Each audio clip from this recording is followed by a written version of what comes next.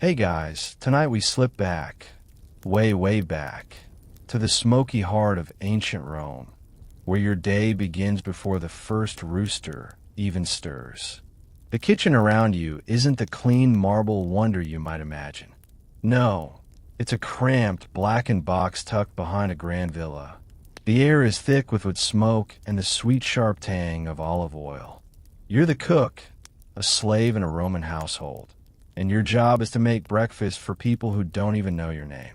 The coals glow faintly red, your tunic clings to your back, and somewhere a mouse scurries under the grain sacks. You probably won't survive this, at least not without a few burns, a lot of shouting, and the occasional knife narrowly missing your foot. So, before you get comfortable, take a moment to like the video and subscribe, but only if you genuinely enjoy what I do here. And hey, tell me where you're listening from and what time it is right now. I love knowing who's sharing the night with me. Now, dim the lights, maybe turn on a fan for that soft background hum, and let's ease into tonight's journey together. The first thing you smell every morning is smoke. Not the kind that drifts pleasantly from a barbecue, but the choking, sting your eyes kind that seeps into everything you own. The Roman kitchen, culina, doesn't have a chimney, just a hole somewhere near the roof. You crouch by the hearth, fanning embers back to life with a bit of straw. The walls shimmer with soot. Pots of bronze, blackened clay, and iron dangle from hooks overhead like battle trophies. You start by heating olive oil, that liquid gold of the empire.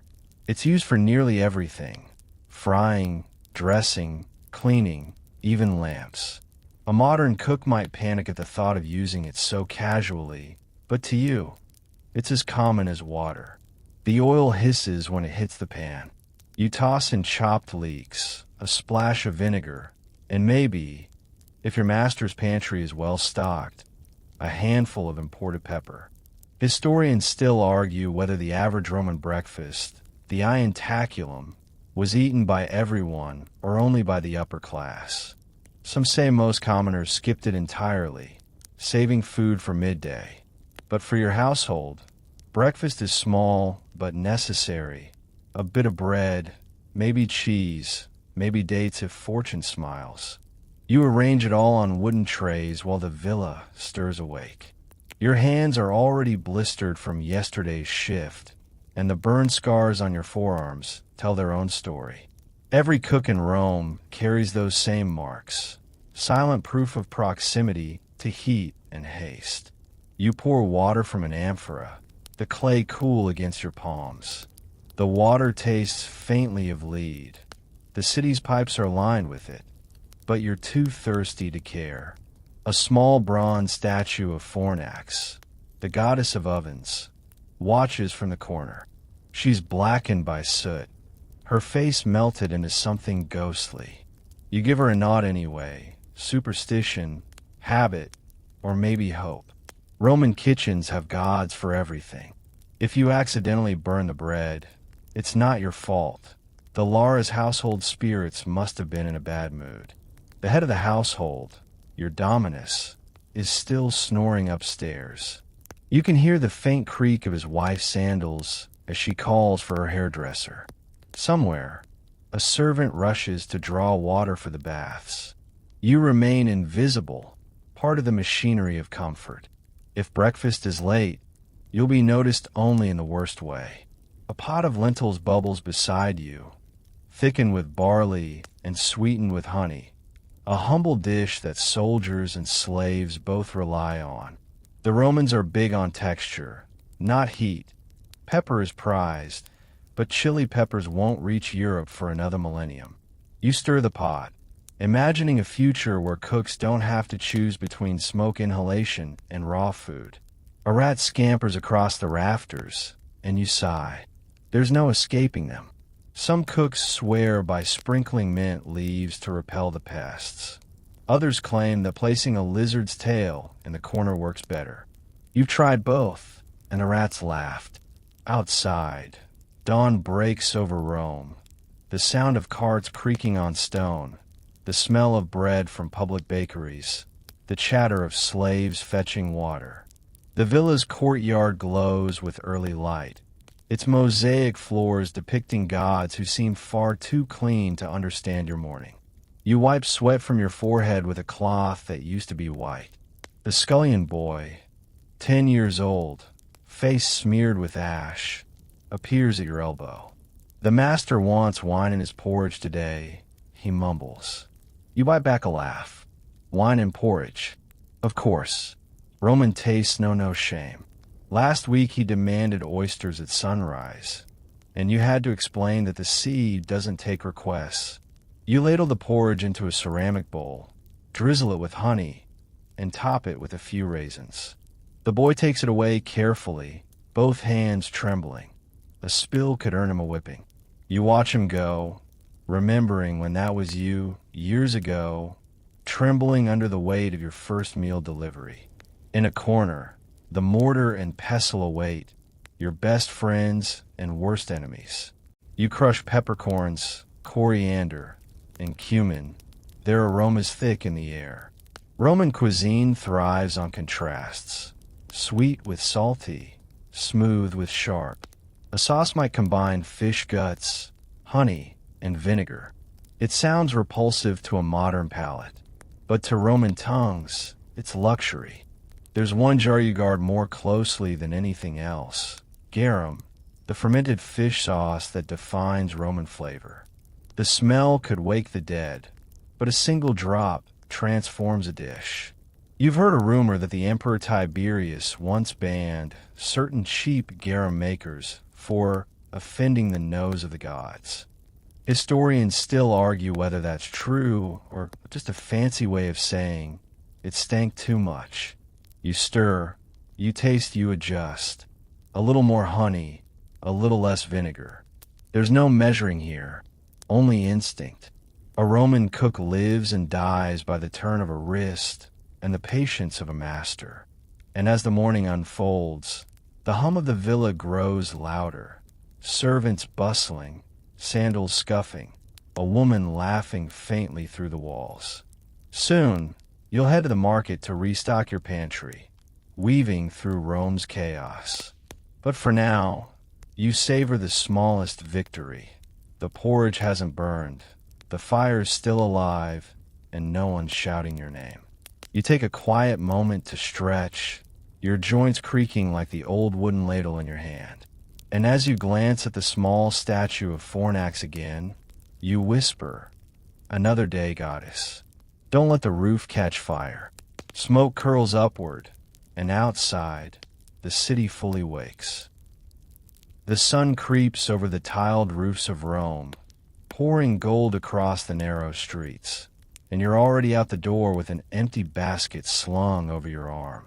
The air smells like yesterday's garbage, sweat, and bread, a strange combination that somehow feels like home.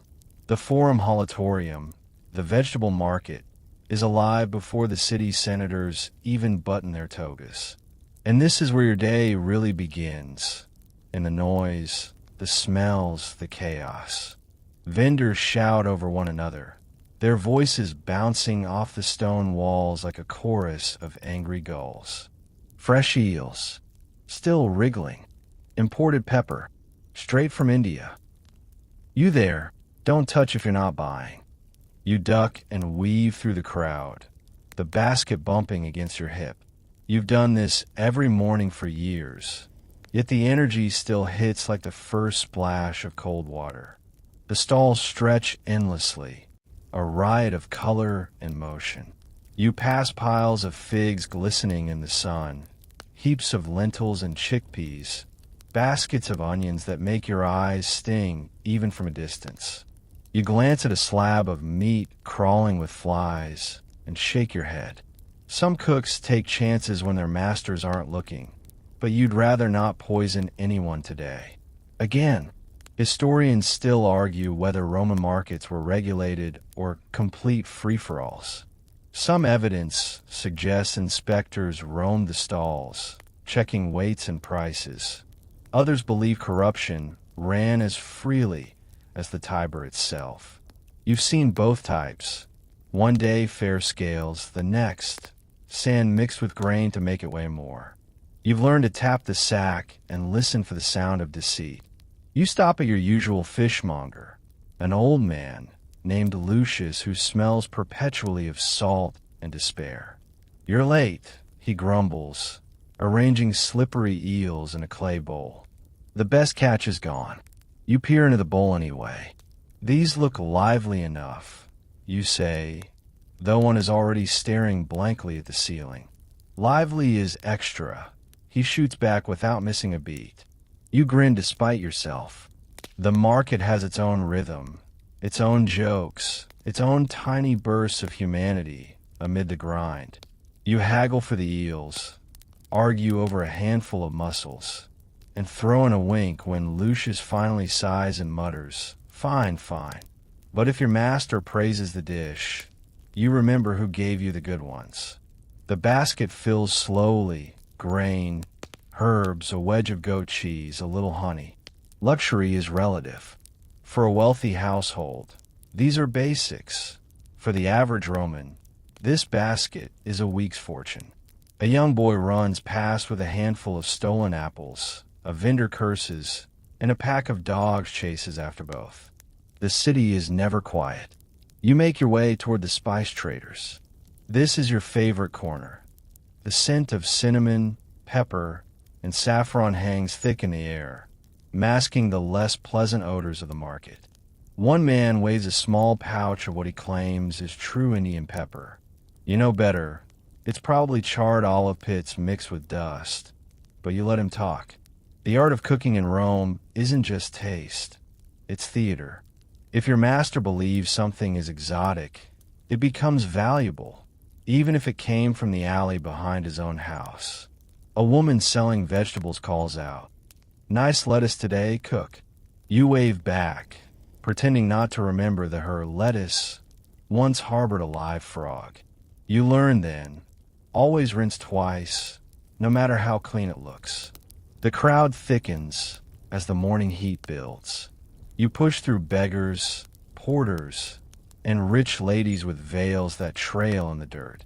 The clatter of carts mixes with the cry of hawkers and the distant ring of temple bells. A mule brays nearby. Somewhere, someone drops an amphora, and the sound of shattering clay ripples like thunder through the crowd. You pause for a moment at a small stall selling bread. The baker offers you a roll, slightly burnt, but free. He's a kind soul, one who understands that even cooks rarely get to eat their own creations. You take it, tear off a chunk, and chew as you walk. It's hard, but it fills your stomach. The Romans call this panis militaris, soldier's bread, because it lasts forever, or nearly.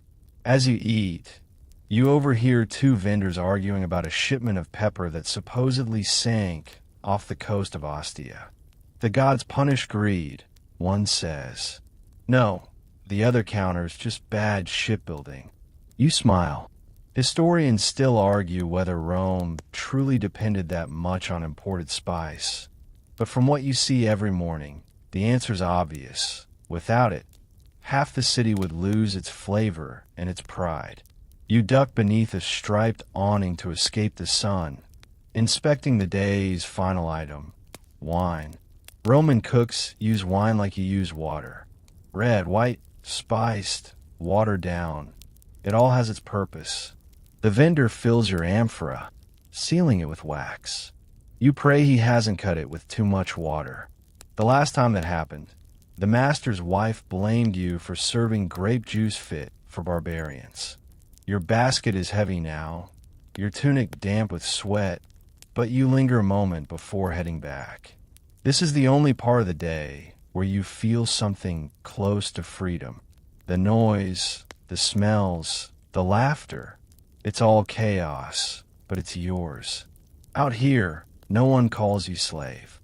You're just another cook, hustling for fresh fish and fair prices. A street performer drums on an overturned pot. Children dance, and you toss him a fig from your basket. He bows dramatically, declaring, "For the generous chef of Rome." You laugh, shaking your head. You'll pay for that missing fig later, but for now, it feels worth it. You start the long walk back to the villa, basket creaking, sandals scraping against uneven stones. The city hums around you, the great engine of empire, fed by hands like yours. You pass the public baths, already steaming, and the smell of sulfur mingles with bread and sweat. Somewhere, a senator's litter blocks the street, his servants shouting at pedestrians to move. You mutter something under your breath. Nothing treasonous, just quietly satisfying, and squeeze past. By the time you reach the villa gates, your arms ache and your stomach growls again. The guard nods as you enter, barely glancing at you. You are invisible here too. But when you lift the basket onto the kitchen table, the sight of your haul, gleaming fish, bright herbs, warm bread, feels like triumph. You survived another Roman market morning without being trampled, robbed, or sold bad pepper. For a cook in this city, that's victory enough. The moment you step back into the villa, the air shifts. Gone is the noisy chaos of the marketplace. Here, everything hums with controlled tension. Marble floors gleam under your dusty sandals, and the faint scent of incense masks the ever-present undertone of human sweat. A servant scurries past with a bundle of linens, nearly colliding with you. You mutter an apology, though no one expects it. You're back in the world of obedience, your master's domain, where every breath depends on his whims. You haul the basket into the culina and begin unloading the goods. The kitchen slaves swarm like ants, eager to see what you brought. The youngest one, Tillo, pokes at a fish's glassy eye and recoils when it twitches. You give him a flat look. Don't waste time playing with your food, you say. It's not going to gut itself. He nods and grabs a knife that's too big for his hands. You sigh. One day he'll slice his thumb clean off. Everyone does it at least once. Then, before you can even wash your hands, the steward, the dispensator, arrives. He's the household's accountant, half manager, half menace, and fully convinced he's the real power here. The master wants to dine early today, he announces, nose wrinkling at the smell of fish. And he says the menu will be different. He's expecting guests. You keep your expression neutral. Inside, you curse. Different how? The steward lifts a wax tablet, squinting. No seafood today. He's bored of it. He wants, pork with apples, honey dormice, and a sweet barley pudding. Oh, and figs stuffed with nuts. Make it spectacular.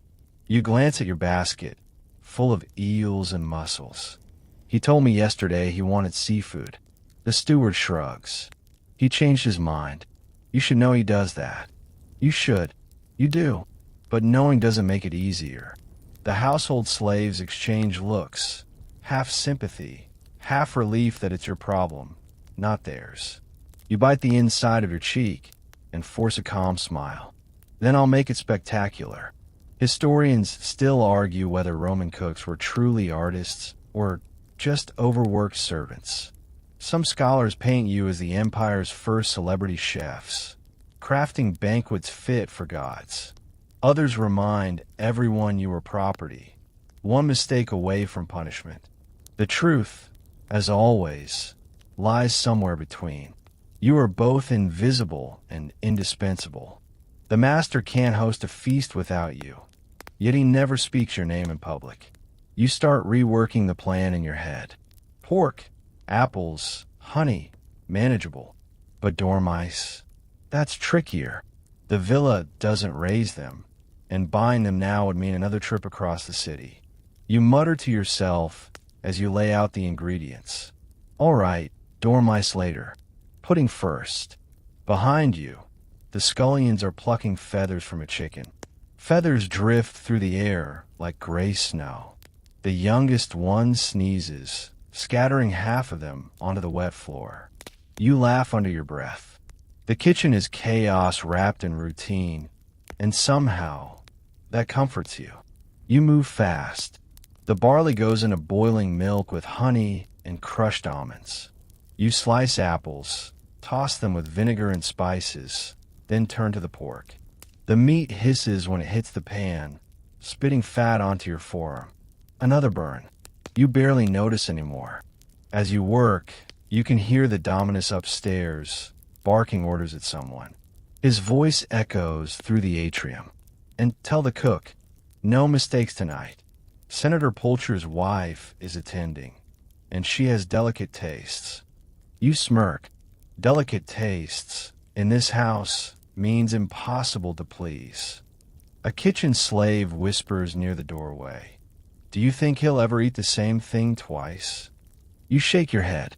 Only if I served it with gold dust. The boy snorts. Humor is risky, but it keeps the fear manageable. You've seen cooks whipped for less than a burnt loaf, but you've also seen laughter diffuse anger faster than apologies.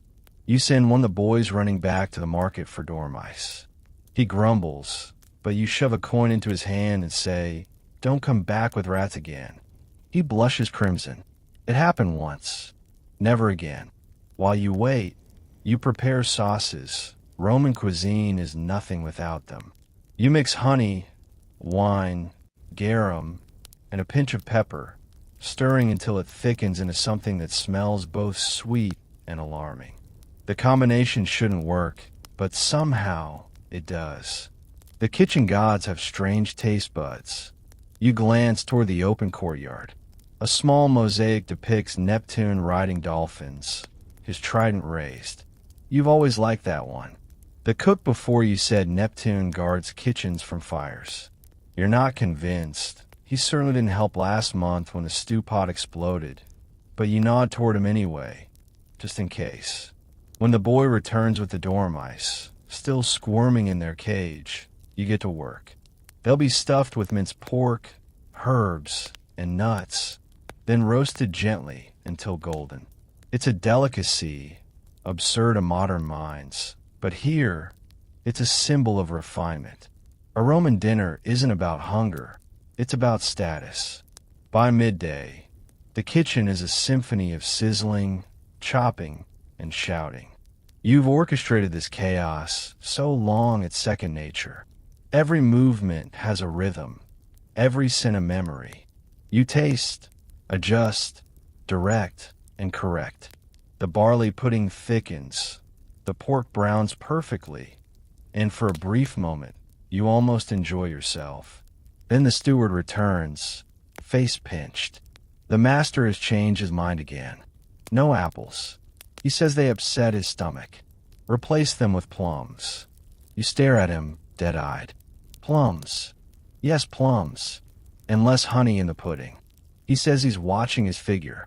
You want to say the man eats like a lion and sweats like a pig, but instead, you nod and reach for the plums. You peel, you chop, you replace because that's what keeps you alive. You've learned the rule of survival in a Roman kitchen. Adapt fast, complain later, and never let the master taste your anger. By late afternoon, the dishes are ready. The pork gleams with honey glaze, the pudding quivers in its bowl, and the dormice, tiny and golden, look almost too innocent to eat. You taste the sauce one last time, satisfied. The steward gives a curt nod. The master will dine in the triclinium at sunset. Pray he likes it. You wipe your hands on your apron and exhale slowly. If he doesn't, may the kitchen god strike my stove cold. He raises an eyebrow. They already did last week. You grin. Then maybe they owe me one. The villa quiets as the sun dips low. From upstairs, the first strains of a lyre float down. Music for the evening's feast. You take a breath, roll your sore shoulders, and watch the glow of the hearth dance across your copper pots. Tomorrow, he'll change his mind again. But for tonight, at least, the food is perfect. By the time the sun begins to melt behind the rooftops, the kitchen feels like a furnace. The air is thick with steam and smoke, and every surface glistens with oil or sweat, or both. The Roman stove, the foculus, isn't so much a piece of equipment as it is a personal enemy. A brick box filled with smoldering charcoal. It's as unpredictable as a senator's promises. One minute it's too cold to cook. The next, it's hot enough to set your apron on fire. You crouch before the flames, fanning them carefully. There's no knob to adjust, no dial to save you.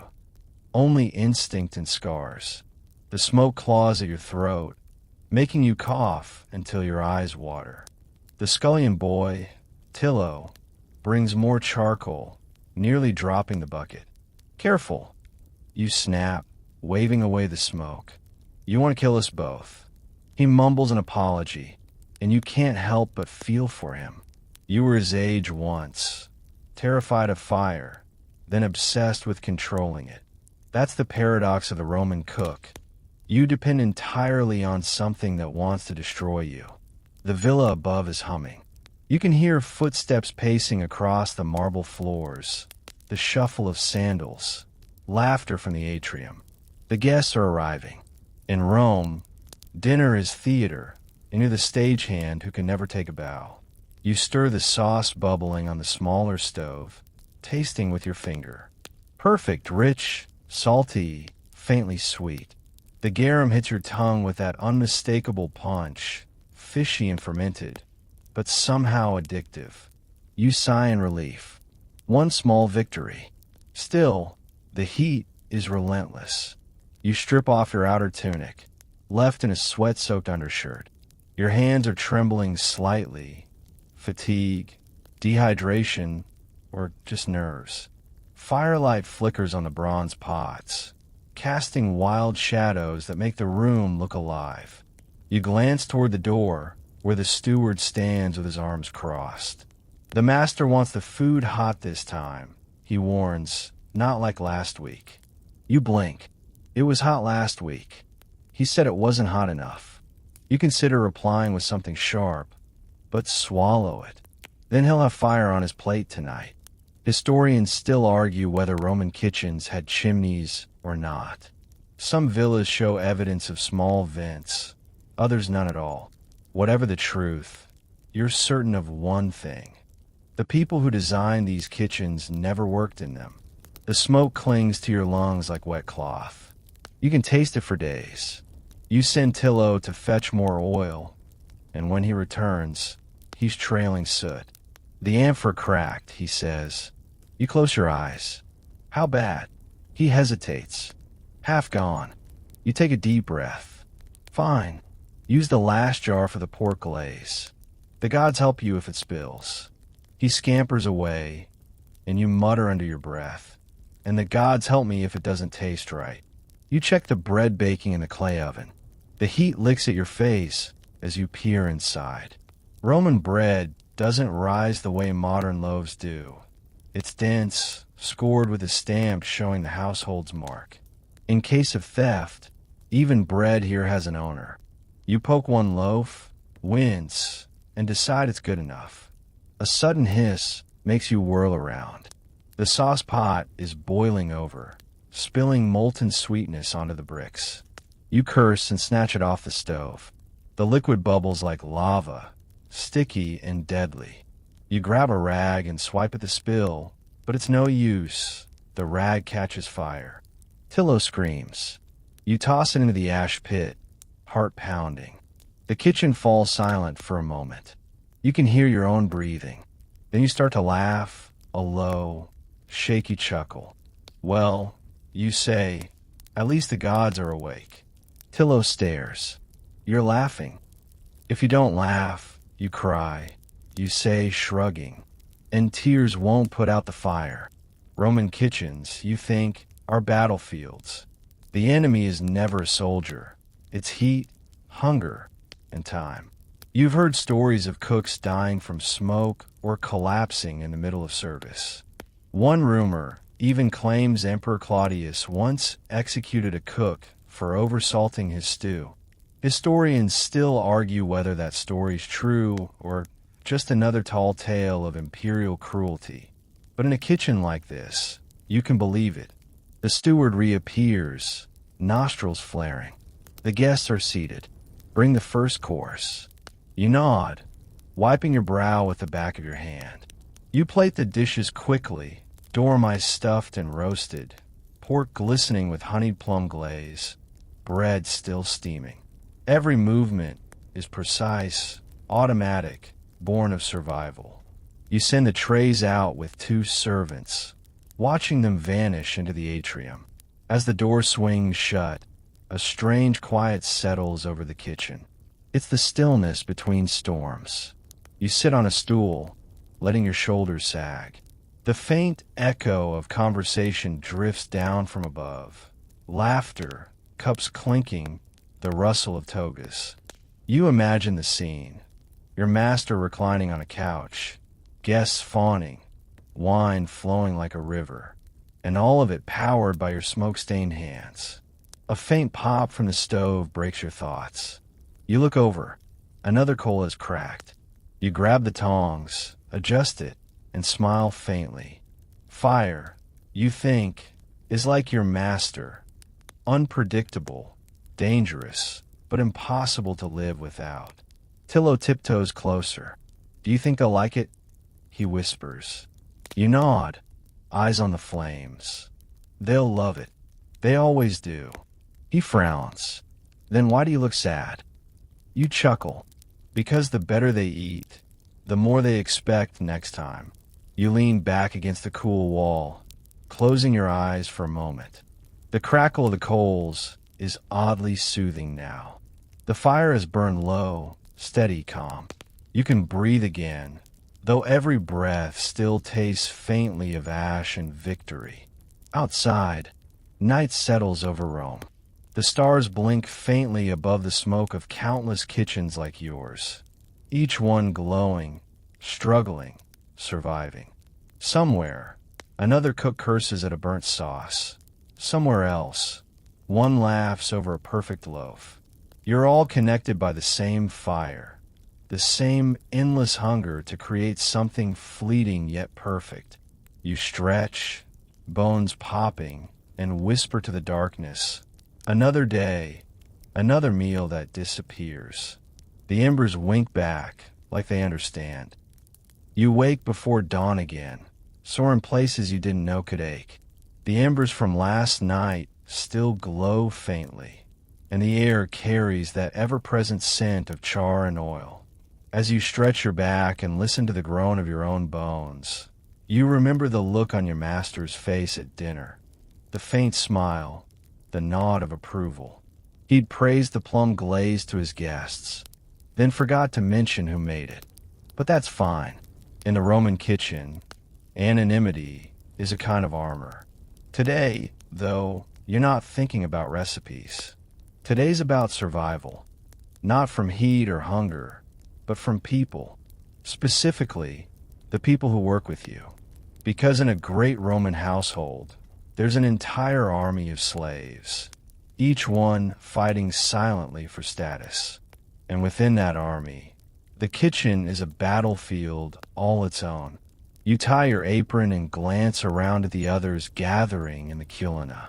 There's Tillo, still half asleep but eager to please. There's Karina, the baker's assistant, whose bread always rises better than yours, and who never lets you forget it. There's old Foculus, the Salarius, keeper of the pantry keys, a man who guards dried figs as if they were the emperor's jewels. And above you all stands hierarchies, the head cook. Technically, that's you, though head means little when the master can overrule you with a word. Still, it gives you enough weight to scold, threaten, and occasionally bribe. You're the one who decides who works near the fire and who peels onions until their eyes bleed. You're the one who makes sure the wine goes into the sauce and not into the scullion's mouths. Power, even borrowed power, is intoxicating, but it's fragile too. You learned that the hard way when your predecessor, an arrogant Greek named Menon, was caught stealing saffron. He swore he was framed. You believed him. The master didn't. Menon was sold that same afternoon, and you inherited his kitchen before his blood cooled on the tiles. Historians still argue whether Roman household slaves formed genuine communities or lived in constant rivalry. The evidence points both ways. In your kitchen, it's both love and loathing. You depend on each other, yet you'd sell one another for a better posting. You laugh together at night and curse each other by morning. You watch Karina knead dough with quick, practiced hands. She's humming softly, something Greek. Flour's coarse today, she mutters. The miller's cheating again. You nod. I'll speak to the steward. You won't, she says flatly. You'll forget. You always do. You grin. Maybe. Depends on whether you save me a roll later. She smirks. Depends on whether you stop burning them. The exchange earns a few chuckles from the others. Banter is your only luxury. It keeps you sane. Tillo giggles until foculus smacks the back of his head. Less laughing, more scrubbing, the old man barks. Foculus has been here longer than anyone. Some say he was born in the villa, others that he came from Syria as a boy. He knows every jar, every amphora, every secret stash of dried herbs. He also knows every rumor. They say the mistress might replace you. He mutters as you pass. You stop. Replace me. He shrugs. She's been talking to a Greek cook at her sister's house. Says his sauces are lighter, more refined. You laugh, though it comes out more as a bark. Lighter sauces, heavier ego. Let her try. Foculus shrugs again, unbothered. Just warning you. In this house, new cooks are like new gods. They appear every season. You return to your work. Try not to let the words burrow too deep. He's right, of course. You're replaceable. You all are. In a villa like this, skill only buys you time. The day rolls forward. You assign tasks, taste sauces, break up an argument over missing garlic.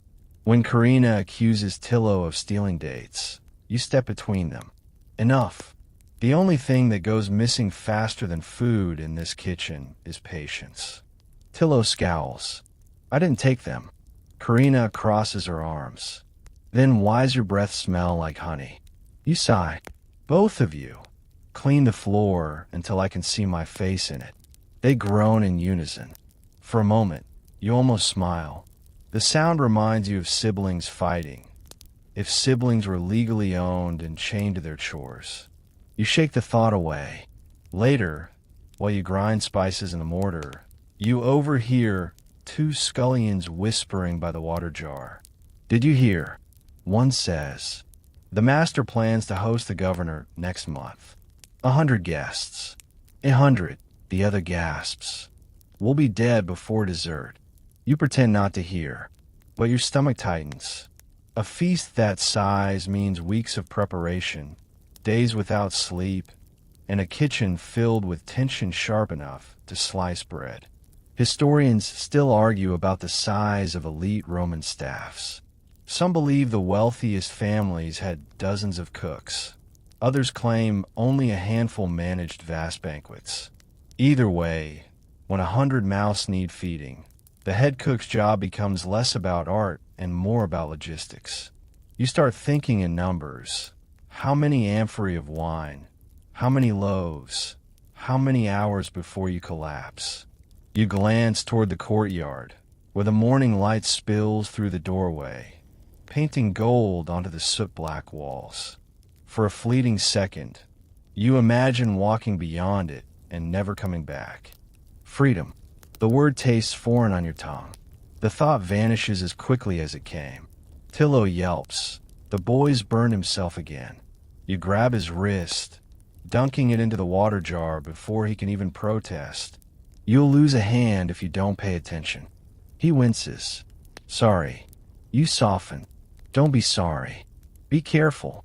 The kitchen doesn't forgive mistakes. The others glance over, quiet for once.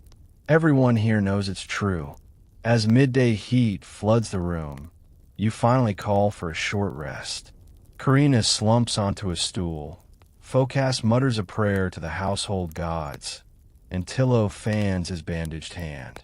You take a sip of watered wine, savoring the faint sourness. It's not refreshing exactly, but it's life. For a moment, you all sit in companionable silence, listening to the faint buzz of flies and the crackle of cooling embers. Then Karina breaks it softly. Do you ever think about life outside? You glance at her. Outside the villa. She nods. If you were free. You don't answer right away. You look down at your hands. Burned, scarred, calloused. The hands of craftsmen, but not a free one. Sometimes, you admit. But then I remember. I've been here so long, I wouldn't know what to do with it. She hums quietly, then smiles. You'd still cook. You just wouldn't have to bow. You laugh gently. Now that would be a miracle. The fire pops again, the spell broken. You rise, brushing off your apron. All right, dreamers. Break's over. The stew won't stir itself. You return to your post, the others to theirs. The kitchen hums once more, each of you moving in the rhythm of survival, hierarchy, and habit. Above you, the master sleeps soundly, unaware that his comfort depends on a fragile truce below. You glance toward the small shrine in the corner, the one blackened by soot. You offer a crumb of bread to the kitchen gods and whisper, "Keep the peace a little longer." The flame flickers, as if listening. The day after the feast, the villa feels slower, quieter, but not for you. You're back in the kitchen before the birds even dare to sing, grinding spices and rubbing your sore shoulder from yesterday's chaos. The air still carries a faint echo of roasted meat and spilled wine. You can almost hear the laughter that spilled from the dining room hours ago, like ghosts clinging to the marble walls. Today, though, you're doing something almost peaceful, experimenting. The Dominus has no guest tonight, which means the kitchen is yours. Well, as much as anything ever is. You pull a scroll from a shelf, its edges grease-stained and curling. It's from the cookbook of Apicius, or so the steward claims. Half the villa owns a copy. None of them agree on what half the recipes mean. Let's see. You murmur, unrolling it. Peacock with dates, flamingo stew, jelly of sow's udders. You pause and grin. Maybe something less explosive today. Historians still argue whether Apicius was a single chef or a collection of recipes compiled over generations. Whoever he, or they, was, the dishes range from brilliant to downright unhinged. You've seen one that calls for grinding rose petals into wine, and another that suggests boiling live fish so the guests can watch them change color. Romans, it seems, love to eat their wealth as loudly as possible. You decide on something simpler. Chicken with honey, vinegar, and pepper. A dish that balances sweet and sharp, rich and sour. You gather your tools, the mortar and pestle, the bronze pan, the tiny jar of garum, and start the familiar ritual. Crush the pepper first. The sound is oddly satisfying, like distant thunder. Add coriander, then drizzle in the vinegar. A sharp, nasal scent fills the air, making you sneeze. Tillo laughs from across the room, scrubbing pots. "Bless you, master cook. Bless the vinegar." You reply, wiping your nose. "It's stronger than Jupiter himself." He chuckles and goes back to work. It's rare to hear laughter in the culina. Rarer still when it's genuine. You dip a finger into the mixture, taste, and hum. Too sour. You add honey. Thick, golden, clinging to the spoon, and watch it dissolve like sunlight melting into storm clouds. Cooking, you've decided, is the only kind of magic Rome still believes in. As the chicken sears in the pan, the smell drifts upward, smoke and sweetness intertwined. The Romans never shy from bold contrasts. One minute you're eating salty fish sauce, the next a dessert soaked in pepper. It's not about harmony. It's about surprise. Every bite should make the tongue jump. You glance at your small shelf of ingredients. There's cumin from Syria, cinnamon from India, and cloves from who knows where. Each spice represents a trade route, a war, a merchant who risked everything to cross deserts and seas. When you use them, you're tasting the empire itself. You turn the chicken, basting it with the sauce. The fire hisses like it's alive. You've learned that the trick isn't to dominate the flame, but to listen to it, to know its moods. A lazy fire gives rubbery meat. An angry one, ashes. You whisper to it sometimes, as if coaxing an animal. Easy now, not too hot. We're cooking, not killing. Tillo brings you a bowl of water. For the sauce, sir. For me, you say, gulping it down. The boy grins. You reach for the garum. The stench hits you instantly. Rotted fish, sea salt, and something indescribable, something almost holy in its horror.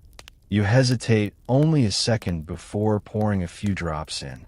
The transformation is immediate. The smell deepens, the flavor blossoms, and the kitchen suddenly feels alive again. Historians still argue whether garum was truly pleasant.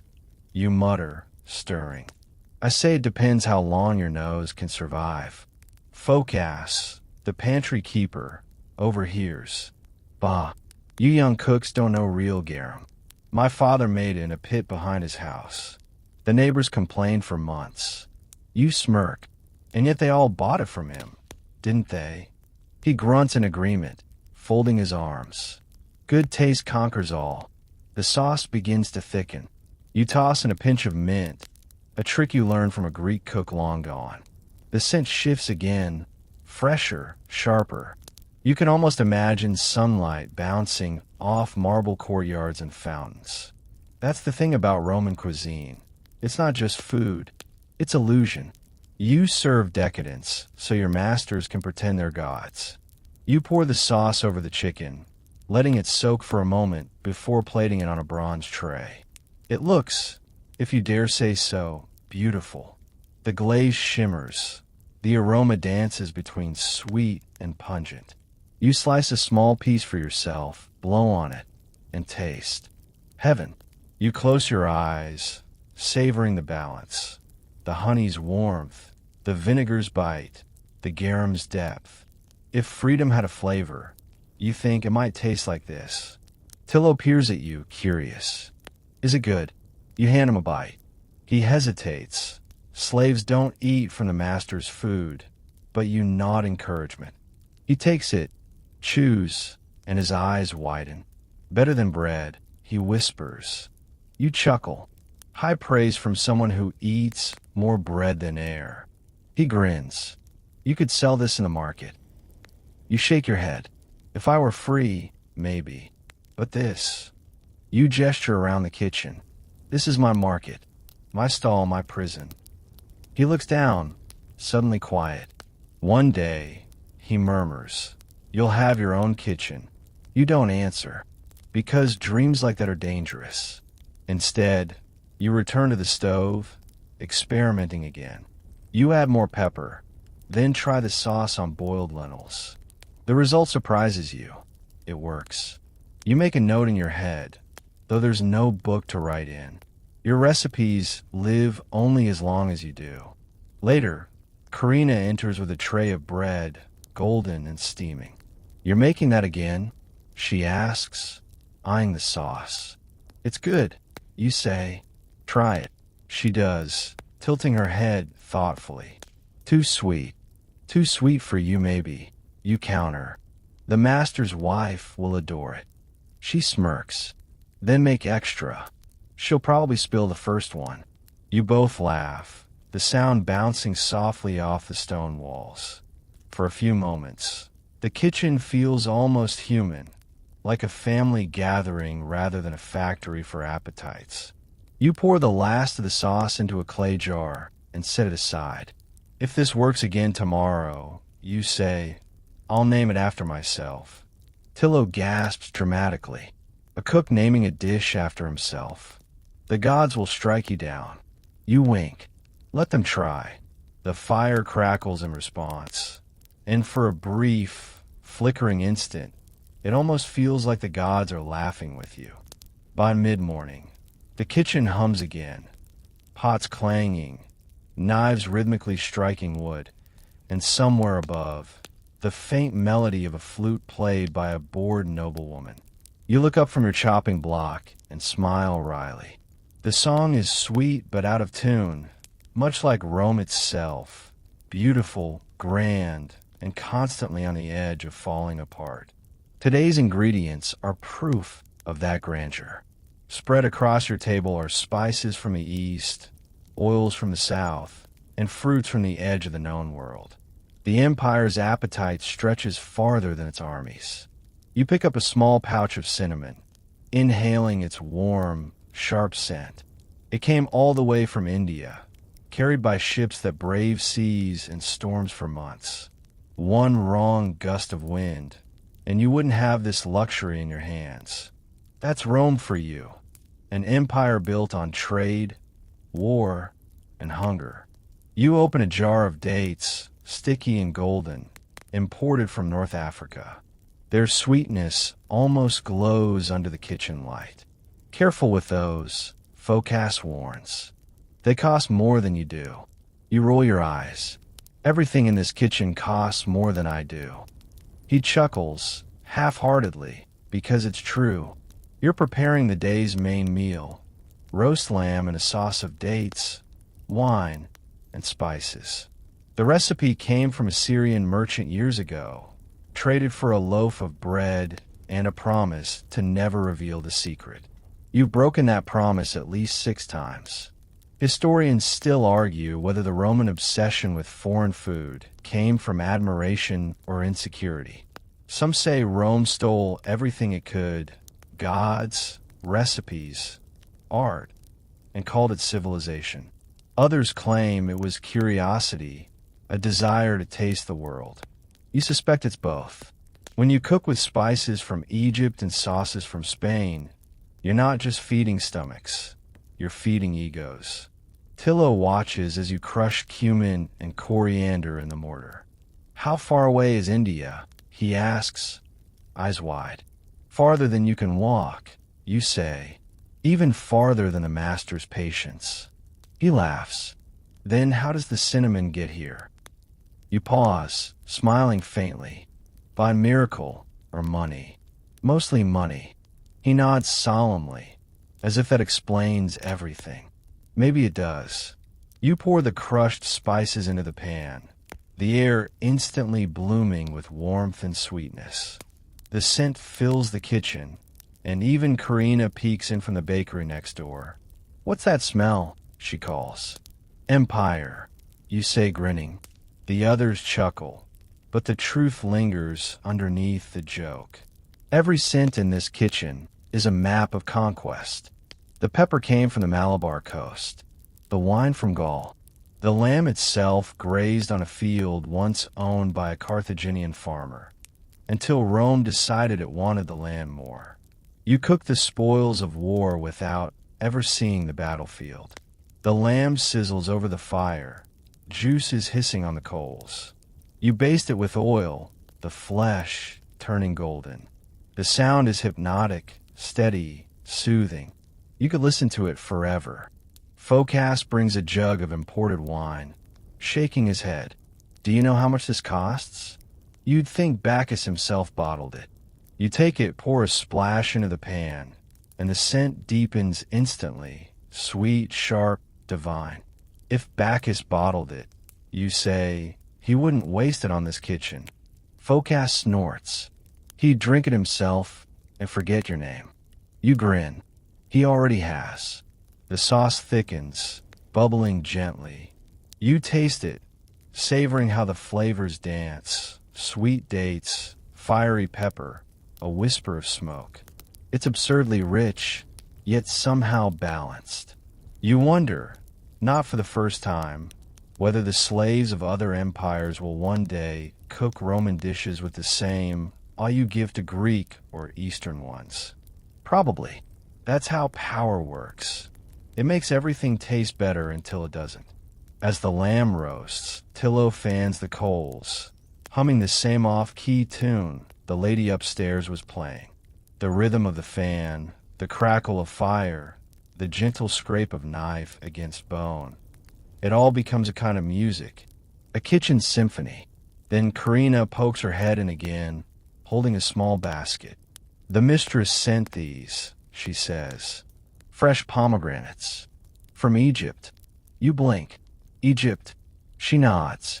She wants a dessert that matches the theme of the meal. Whatever that means. You laugh. The theme is, "I have too much money." Still, you take the fruit. They're heavy in your hands, smooth and crimson. When you cut one open, the seeds spill out like rubies. You can't help but marvel.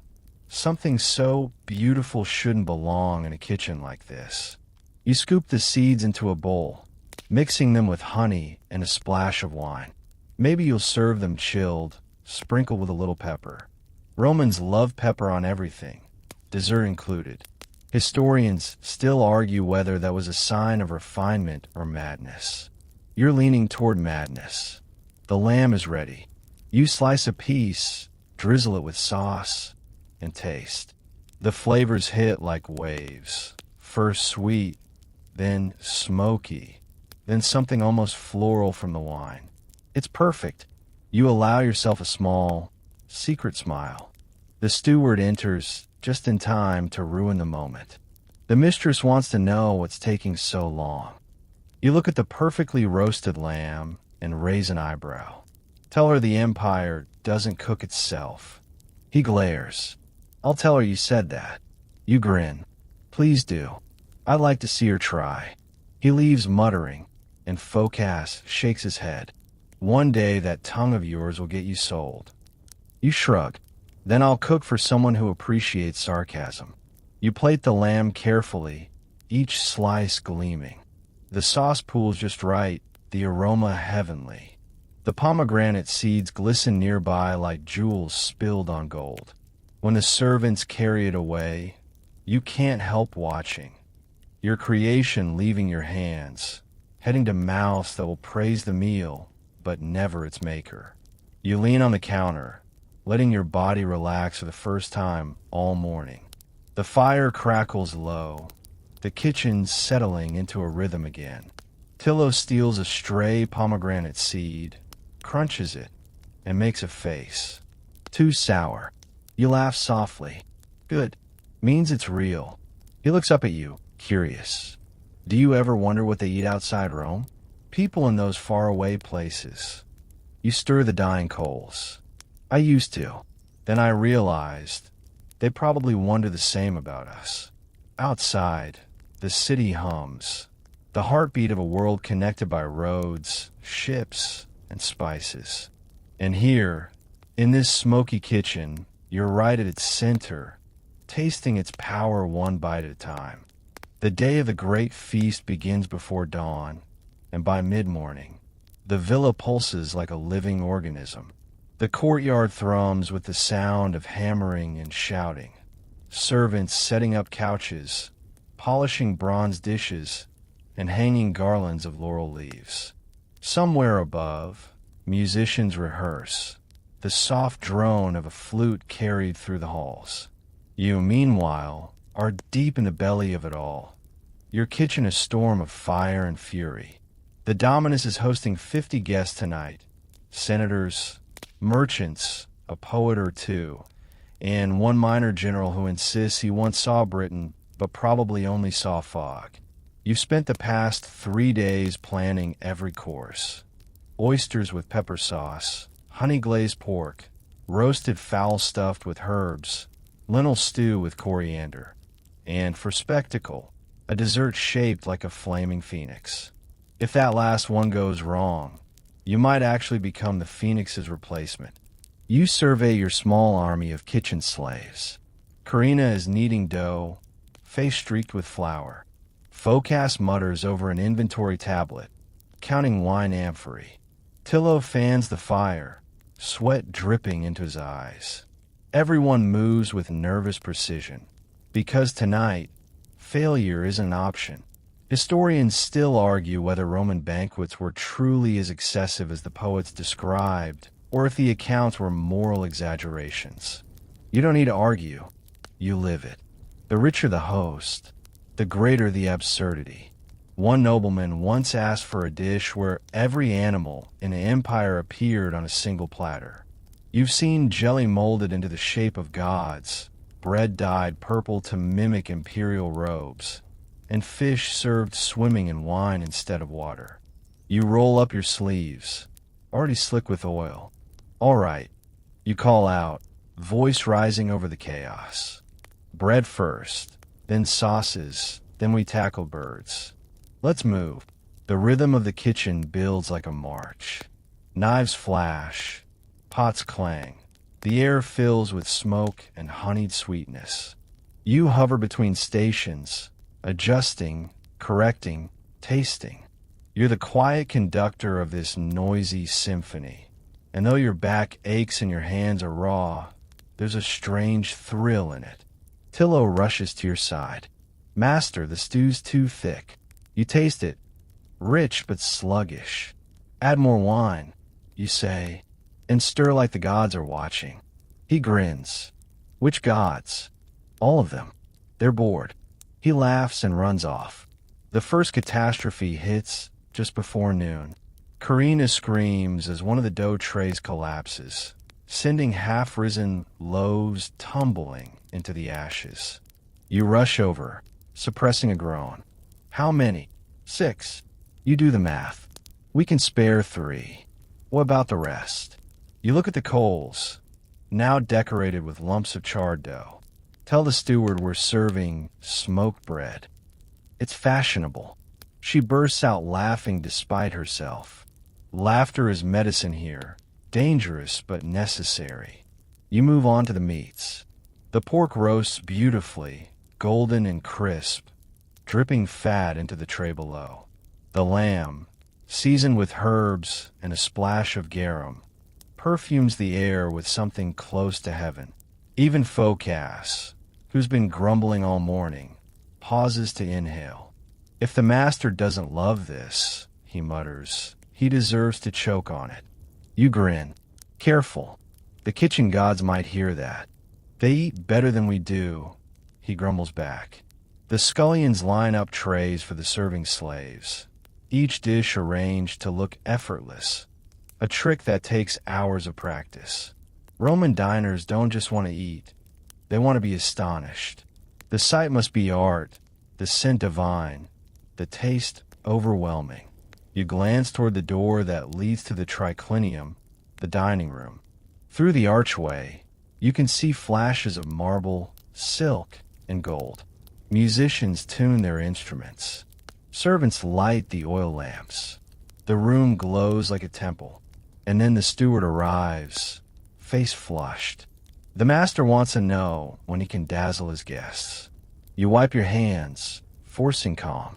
The oysters go out first. Tell him 5 minutes. He glares. He said now. You meet his eyes. Tell him the oysters haven't hurt him yet. He scowls but leaves, muttering. You exhale.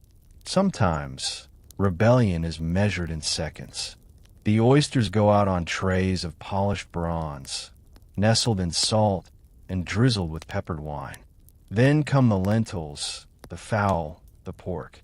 The servants move like trained dancers, each step rehearsed, each tray a weapon against disaster. Finally, you prepare the dessert, the phoenix, a molded figure of pastry and honey, filled with nuts and fruit, painted red with crushed berries, and, at the master's insistence, set aflame for dramatic effect. You douse the outer shell in wine, light a taper, and, whoosh, a ring of fire crowns the creature's wings. Tillo gasps. It's alive. You grin. Let's hope it doesn't fly. You carry the phoenix to the door yourself, your heart pounding as servants part like waves. The steward eyes it nervously. Is it safe? You smirk. Ask the gods. He hesitates, then gestures you forward. The guests' laughter and chatter spill through the doorway, thick as the scent of perfume and roasted meat. You step into the edge of the triclinium, just far enough to see without being seen. There they are, 50 Romans reclining on couches, jeweled cups in hand, draped in silk and arrogance. The master sits at the center, his wife beside him, both smiling the thin smiles of people showing off their wealth. You watch as the servants place your dishes before them, each one greeted with murmurs of delight. When the phoenix arrives, flames still dancing, the crowd erupts in applause. You catch the master's face, eyes wide, lips curling in satisfaction. He raises his cup. "To my cook," he declares. You freeze. It's the first time you've ever heard him say it aloud.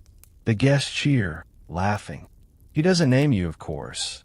He just says "my cook," like saying "my villa" or "my sandals." Still, it's something. You feel a strange heat rise in your chest, sharper than pride, softer than gratitude. The steward ushers you back toward the kitchen, shaking his head.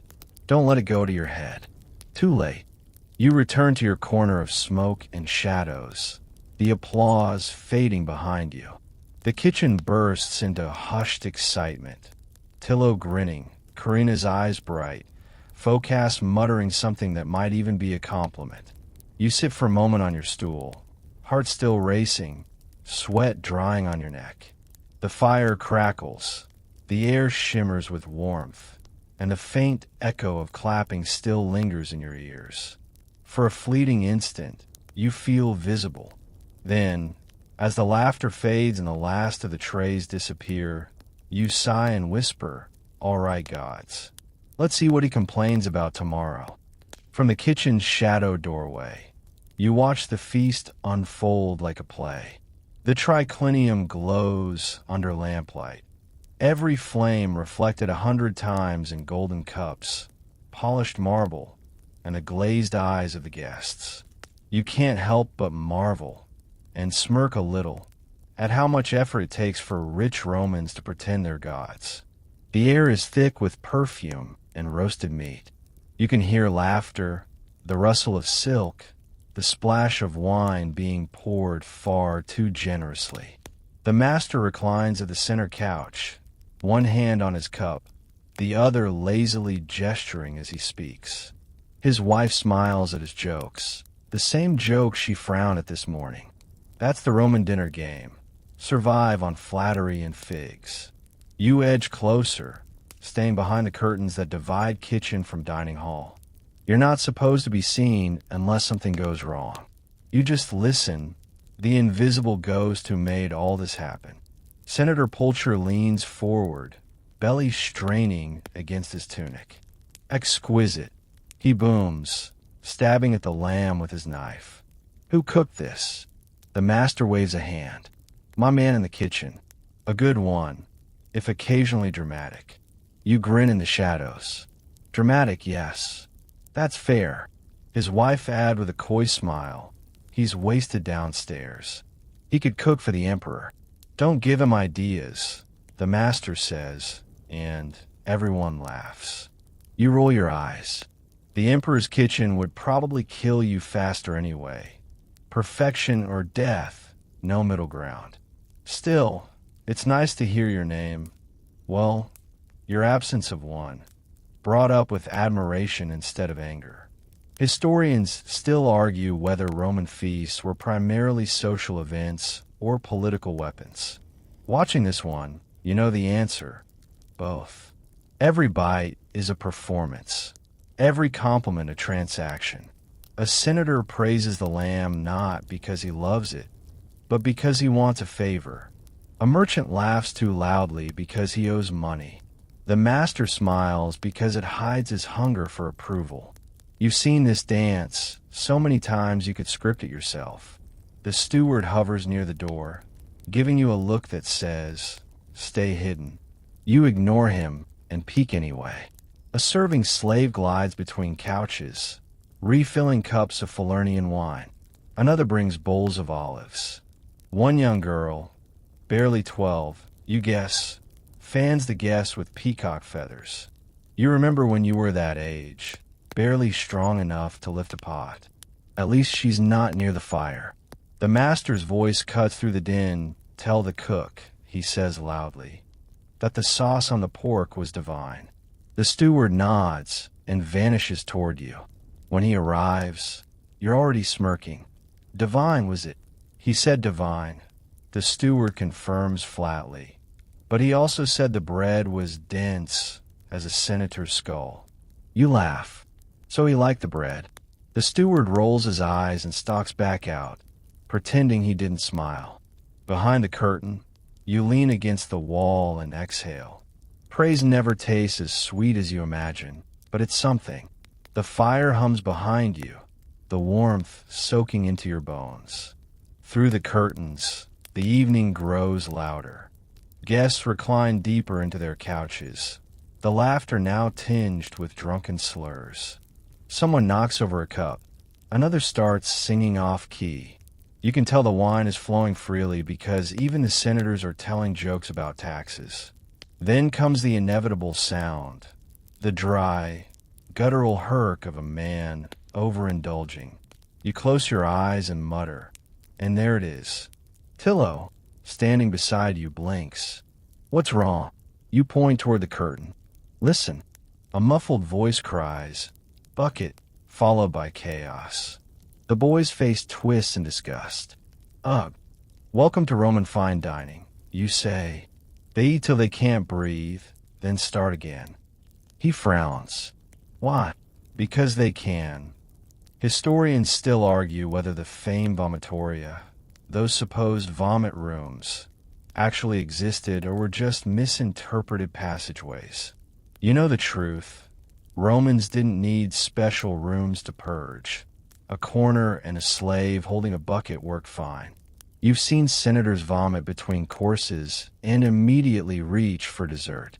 Appetite, in Rome, is its own religion. The smell from the dining hall shifts. Sweet wine, sour bile, roasting fruit. You wrinkle your nose, but stay put. You want to see how they'll react to the final course, your pomegranate honey dish. The servers glide out with it, shimmering red and gold under lamplight. Gasps ripple through the guests. It's not just food, it's theater. The master claps his hands, a tribute to the gods themselves. One poet raises his cup to our gracious host and his miraculous cook. You hear the cheer that follows, the clinking of cups, the sound of drunken praise. You can't help but grin. Miraculous cook. You'll take that. Karina nudges you, whispering, you should go out there. You shake your head. And ruin the illusion? Never. But they're praising you. They're praising the food. You say quietly. The cook just gets the burns.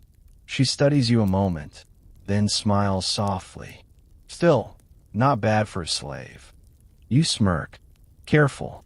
That sounded almost like respect. She laughs under her breath. Don't get used to it. Hours pass. The laughter grows lazier, the music softer. Guests recline half asleep, fanning themselves with napkins. Servants clear trays, sweep crumbs, refill wine again and again. You've lost count of how many amphorae have been opened. The floor glitters with dropped fruit and spilled honey. From your corner, you can see the master's wife whispering to another lady, her jeweled hands fluttering like birds. You can tell by her smirk that someone's being insulted, probably the absent governor's wife, who once wore last year's hairstyle to a festival. The Romans may rule the world, but gossip rules Rome. A fight nearly breaks out when a senator accuses another of cheating at dice. The gods will judge, someone shouts, knocking over another cup. You sigh. They always do. Eventually, the master rises, wobbling slightly. My friends, he declares, let us thank the gods and my household for this magnificent evening. Applause ripples through the room. You bow your head instinctively, though no one sees. Moments later, the steward slips back into the kitchen. "They're done," he says. "Prepare the trays for leftovers." You grin. Ah, the true reward. The scullions light up. The end of a feast means scraps, bits of lamb, figs, bread soaked in honey. The kind of luxury you taste only when no one's watching. You let them dig in once the dishes return. It's a small rebellion, a quiet feast after the feast. You take a piece of roasted fowl, chew slowly, and for a moment, everything else disappears. The hierarchy, the heat, the exhaustion. Just flavor. Warm and perfect. Tillo groans contentedly. "Best meal ever." You nod, smiling faintly. Don't get used to it. Outside, the guests stumble into the night, laughing and slurring, their sandals scraping marble. The house grows quieter, the lamps dim. In the kitchen, only the fire remains awake, its glow pulsing softly like a heartbeat. You stretch, bones cracking, and whisper to the coals, "We did it." The fire answers with a gentle hiss, and for once, you take that as applause. By the time the last guest staggers home and the echoes of laughter fade from the marble halls, the villa feels hollow, like a great beast that's finally exhaled after gorging itself. The grand dining couches are smeared with wine stains, fruit peels, and silk napkins that won't be washed until morning. The lamps sputter low, casting sleepy orange halos on the walls. But in the kitchen, the night is still young. You drag yourself back inside, your arms heavy and your head foggy from heat and exhaustion. The banquet may be over, but your work isn't. There's cleanup to do, pots to scrub, ashes to rake. The scullions groan softly, faces shiny with sweat. Tillo leans against a wall, looking as though he might melt. "Don't even think about sitting," you mutter. He straightens immediately, grabbing a rag and pretending he was just stretching. Karina, her apron streaked with flour and oil, sets down a tray of half-eaten bread. "They didn't even touch the last loaves," she says, shaking her head. "All that work, and they just looked at it." You glance at the bread, perfectly browned, dusted with herbs, still warm. "That's Rome," you say. They praise the meal, not the food. She smirks. "Philosopher now, are we? Only after midnight." You start sorting leftovers, the dim light flickering across bronze dishes. The scraps are the night's reward.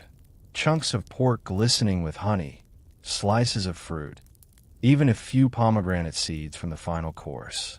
You hand a plate to Tillo, and his eyes go wide. "For me." "Eat," you say. "You've earned it. Just don't tell foculus, or he'll try to inventory the crumbs." Tillo grins and bites into the pork like it's ambrosia. His face lights up. "It's still good. It's better," you say, grabbing a piece yourself. Everything tastes better when it's stolen from the rich. Karina bursts out laughing, nearly choking on her bread. "Careful, philosopher cook. You'll end up crucified for saying things like that. Not before breakfast, I hope." For a few quiet moments, the kitchen turns peaceful. You all eat together, shoulders slumped, eyes half closed. There's something sacred about these scraps, like the gods are finally feeding the mortals who fed them. Historians still argue whether Roman slaves truly starved or simply lived on simpler fare. You can tell them. It depends on luck. Some cooks sneak bites from feasts like this. Others survive on barley porridge and fumes. Tonight, you're lucky. You tear another piece of bread, dunking it into the leftover sauce. The flavor's deeper now. Smoky, sweet, laced with exhaustion. "You know," you murmur, "if I ever have my own tavern, this'll be the dish that makes me rich." Tillo grins through a mouthful. "Then I'll work for you." You chuckle. "If I'm free, you'll be my partner, not my servant." He beams at that. though you can tell he doesn't quite believe it.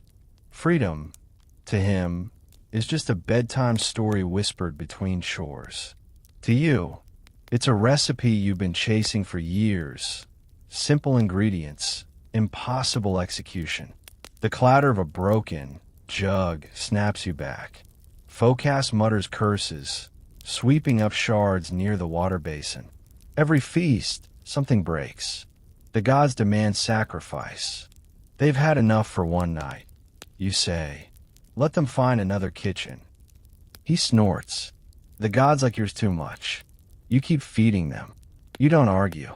Once the scraps are cleared, you and Karina scrub the bronze pots until they gleam again, or as close to gleaming as soot will allow.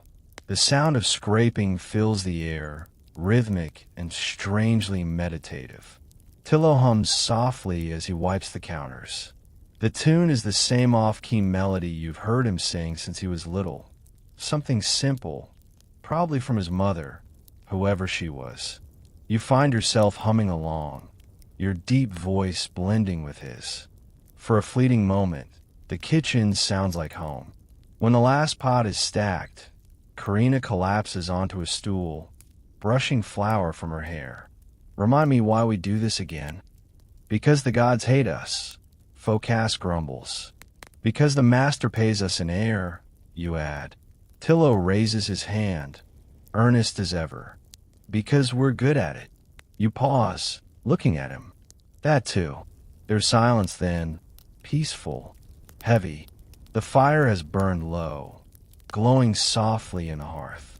You can almost hear the city outside, the distant bark of dogs, a drunk man singing off-key, the soft hum of Rome breathing in its sleep. You lean back, stretching until your spine pops. Tomorrow we start again. Smaller dinner, fewer guests, maybe something simple. Lentils, bread, a bit of cheese. Karina smirks. And maybe the sky will rain gold. Foculus yawns loudly. If it does, I'll sell the rain. You laugh quietly. That's the spirit. The smell of cooling ash fills the air. Tillo dozes against a barrel, mouth slightly open. You drape a rag over him like a blanket and whisper, sleep, little cook. The empire can wait. You step outside for a moment into the courtyard. The night is cool, finally, mercifully. Above, the stars shimmer faintly through the haze. You take a deep breath, tasting the lingering smoke and salt of the feast. Somewhere in the distance, another villa is still alive with music, another cook still fighting his fire. You smile to yourself. May your bread rise, friend. You whisper to the night. Historians still argue whether Roman kitchens ever truly slept. You know the answer. Never. There's always another meal to prepare, another guest to please, another god to feed. The fires might dim, but they never die. When you return inside, the others are already half asleep. You sit by the embers, the faint red glow painting your face. The warmth is gentle now, like an old friend instead of an enemy. You close your eyes, whisper a small prayer to Fornax, goddess of ovens. Thank you for sparing us another night. The fire flickers as if nodding. You smile, lean back, and let the hum of Rome lull you toward sleep. Morning drips slowly through the cracked tiles of the kitchen roof, bringing with it the soft hum of a city that never truly slept. Your muscles ache, your head throbs faintly from smoke, and your hands, gods, your hands, feel like they've been carved from the same stone that built the villa. Still, there's no rest. Not in Rome. Today, you're free from the Dominus kitchen, if only for a few hours. It's your rare day off. A small mercy offered to keep you from collapsing entirely. Most slaves use it for sleep, but you crave noise, life, the smell of food cooked by someone else. You on the streets. You tie your threadbare cloak, slip through the service door, and step into the early Roman morning. The air outside is already alive with the scent of baking bread, fish, and humanity. The city stretches around you, crumbling walls, temple columns catching the first light, and streets slick with yesterday's spilled wine. Your sandals slap against the stones as you weave through the crowd. Vendors shout, carts creak, dogs bark, and from every corner comes the sizzle of food. The market you visited days ago feels different now, less frantic, more personal. This isn't shopping. This is freedom disguised as wandering. You follow the scent of fried dough to a street stall near the Subura, Rome's beating, chaotic heart. The cook, a round man with arms like amphorae, flips pastries in bubbling oil. "Ah, early bird," he calls when he sees you. "Try one still hot." You grin, hand him a coin. The pastry burns your fingers, but you don't care. You bite into it, crisp, sweet, greasy, perfect. By the gods. You murmur, mouth full, "I could live on these." He laughs. You and half of Rome. Historians still argue whether Roman street food was for the poor or simply for those who couldn't be bothered to cook. Looking around, you see everyone, merchants, soldiers, slaves, even a few toga-draped citizens sneaking bites when they think no one's watching. Hunger makes equals of us all, if only for a moment. You wander farther, drawn by the sounds of sizzling sausages and clinking cups. A woman roasts chickpea pancakes, panis focacious, over a flat griddle. The smell of garlic and herbs fills the air, and your stomach growls again despite the pastry. She grins. Another hungry one. 2 coppers. You nod, hand her the coins, and she flips you a steaming flatbread.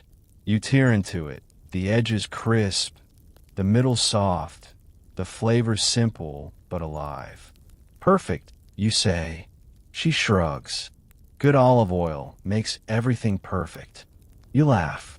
"Tell that to my master." Her eyes narrow. "Slave." You nod. She doesn't pity you, doesn't flinch, just hands you another piece, smaller this time. "For luck," she says.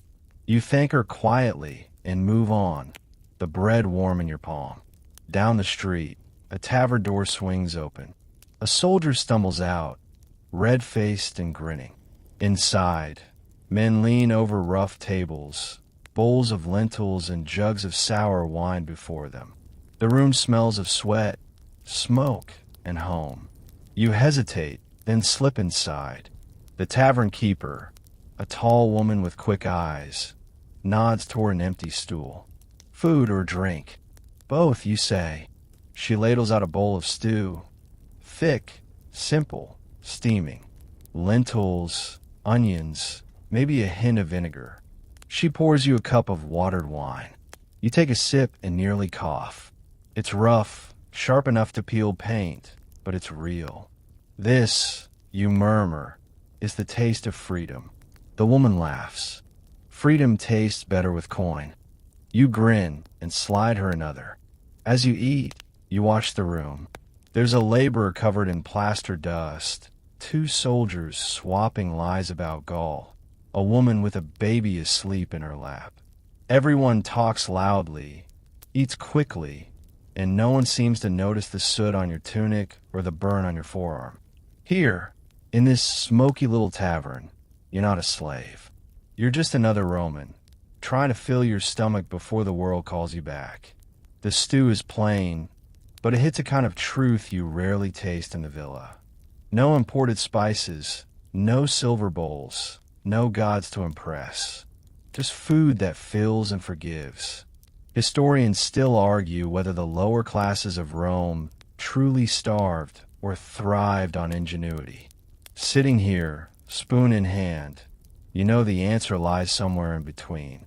You've seen people stretch a loaf of bread into a week, but you've also seen street cooks turn scraps into miracles. You finish your meal and linger, watching the light shift across the floorboards. The tavern keeper pours another cup for a drunk soldier and grins at you. You look like a man with stories. You shrug, only ones no one believes. Then you'll fit right in. You raise your cup to her and drink. The wine burns, but it's a good burn, the kind that reminds you you're still alive. When you step back outside, the streets are fully awake. Children chase each other between carts. Beggars rattle their bowls. A man hawks boiled eggs from a basket. You pass a perfume seller, his stand dripping with strange oils. He waves a bottle under your nose. Imported from Arabia. Smells like paradise. You sniff. Smells like vinegar. He scowls. That's the undertone of the desert breeze. You laugh and move on. You pause by a public fountain, washing your hands. The cool water stings your burns, but it feels clean. A woman nearby washes vegetables, her child splashing happily beside her. Life goes on, loud, messy, unstoppable. You sit for a moment on the fountain's edge, finishing the last of your bread. The city hums around you, vendors shouting, wheels rumbling, doves cooing on rooftops. Somewhere far off, the temple bells ring for noon. For a heartbeat, you imagine what it would be like to stay out here forever, to never go back to the villa, to cook only for people who look you in the eye. But the thought fades as quickly as it comes. The villa owns your time, your skill, your name. And you know the steward will notice if you're late.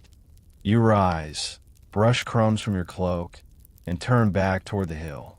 As you walk, you pass another cook carrying a basket of onions and bread. He glances at you, tired but friendly. You exchange nods. Two soldiers in the same endless war of hunger and fire. When you reach the villa gate, the guard waves you through without looking up.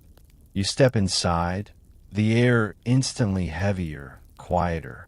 The laughter of the streets vanishes behind stone walls.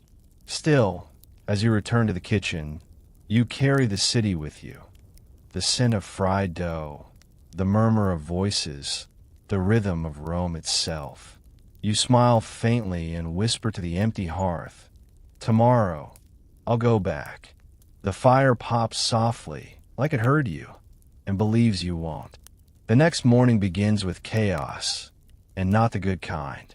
You're back in a villa, sleeves rolled up, and your hands already slick with oil.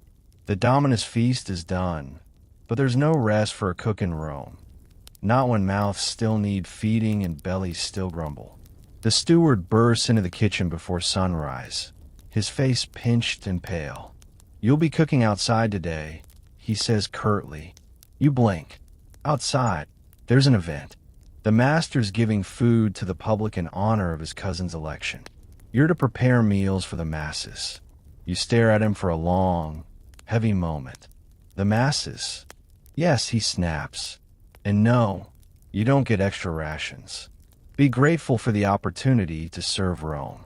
You sigh, rubbing your temples. Rome never cooks for free. Still, orders are orders.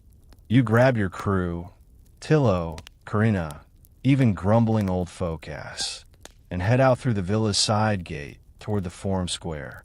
It's not far, but it feels like a different world. The noise hits first. Hundreds of voices echoing off the marble walls, carts rolling over stone, the smell of sweat, smoke, and humanity tangled together. A row of makeshift stalls lines the plaza, and you're assigned one near the center. The steward points to a pile of ingredients dumped in a cart. Cheap grain, onions, a few vegetables, and a slab of questionable meat. "Make it feed 100, he says. You stare at the cart, then at him. 100 what? Rats. He scowls. Citizens. Ah, you murmur. So rats with togas. He pretends not to hear and stalks away. Carina crosses her arms. What are we making with this? You shrug. A miracle, apparently. Historians still argue whether Rome's public food distributions, Annona, were acts of generosity or political theater. Standing here, watching your master's servants erect banners bearing his name, you know the truth. Both. Feed the people, and they'll cheer your name. Starve them, and they'll burn your house down. You light the fire pit, the smoke rising in twisting ribbons. The air fills with chatter and laughter as crowds gather. Laborers, beggars, mothers with hungry children, soldiers on leave. You recognize the same faces you saw in the street markets. But today they're not bargaining. They're waiting. Hungry eyes, hopeful smiles. Tillo tosses chopped onions into the pot, and they sizzle loudly. "It smells good already," he says. "It had better," you reply, stirring the cauldron. "Smells half the meal when there's nothing in it." You pour in grain, then water, then scrape the last of the herbs from a pouch. Karina adds a splash of vinegar. Foculus grumbles about waste. "Relax," you tell him. "You can't inventory generosity." He snorts. "Rome can." You keep stirring, and slowly, the mess becomes a stew, thick, fragrant, vaguely edible. People start lining up, bowls in hand. The first man who approaches looks like he spent his life under the sun, skin leathered, eyes hollow. You ladle him a scoop. "Eat," you say. He takes it, sniffs, and grins faintly. "Smells better than the Tiber." "High praise," you say dryly. He laughs, the sound thin but genuine. Soon the line stretches down the plaza. You work in rhythm. Ladle, pour, smile, repeat. The stew never seems to run out, though you know it should have hours ago. Karina swears the pot's bottomless. You wink. The gods know good publicity when they see it. The steward struts past occasionally, making sure everyone sees him supervising. Every time he opens his mouth, you add more vinegar to the pot. It's your own silent revenge. As the day wears on, the sun beats down, and the smell of the city thickens. Sweat, spice, and humanity swirl together into something both foul and familiar. You wipe your brow with your sleeve, watching children laugh as they slurp their food. For a moment, the chaos feels worth it. Historians still argue whether slaves at such events felt pride or resentment. You feel both. Pride, because you're feeding people who'd otherwise go hungry. Resentment, because your master's name will be praised for work you did. A young mother approaches with a small boy clinging to her leg. "He hasn't eaten since yesterday," she says softly. You kneel slightly, ladle in hand, and smile at the boy. "Here you go, little gladiator." He grins shyly and takes the bowl, his eyes wide at the steam rising from it. "Thank you," he whispers. You watch him eat. Messy, quick, joyous, and something in you tightens. For all the cruelty and hierarchy, for all the marble and decadence, Rome is still a city built on people like this. Hungry, tired, hopeful. By evening, the pot is nearly empty. The crowd thins, replaced by pigeons picking at scraps. The steward returns, clapping his hands. "A triumph," he declares. "The master will be pleased. You've served Rome well." You wipe your hands on your apron and give a half smile. "Then Rome owes me a nap." He ignores you, of course.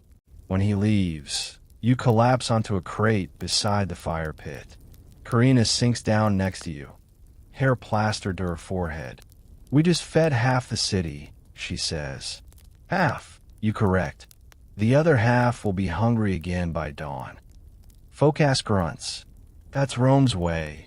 Feed them enough to forget, not enough to rise." You stare into the dying fire, the smoke curling upward into the dusk. Maybe one day, someone will cook for them because they want to, not because they're told to. Karina chuckles softly. You and your dreams. Someone has to have them, you say. The last of the light fades, and the city glows in orange and shadow. You look around at the empty bowls, the soot-streaked faces, the flicker of torches, and for a moment, you feel something strange. Not pride exactly, not hope, but a quiet certainty. Even in a city built on power, feeding people will always matter. Tillo breaks the silence. Tomorrow, back to the villa. You nod. Tomorrow, back to the villa. He sighs. The kitchen feels smaller after days like this. You glance at the massive city spread before you. The temples, the rooftops, the endless swarm of life, and nod slowly. That's because out here, you say, the world actually needs you. The next day, the kitchen smells of ash and cold iron.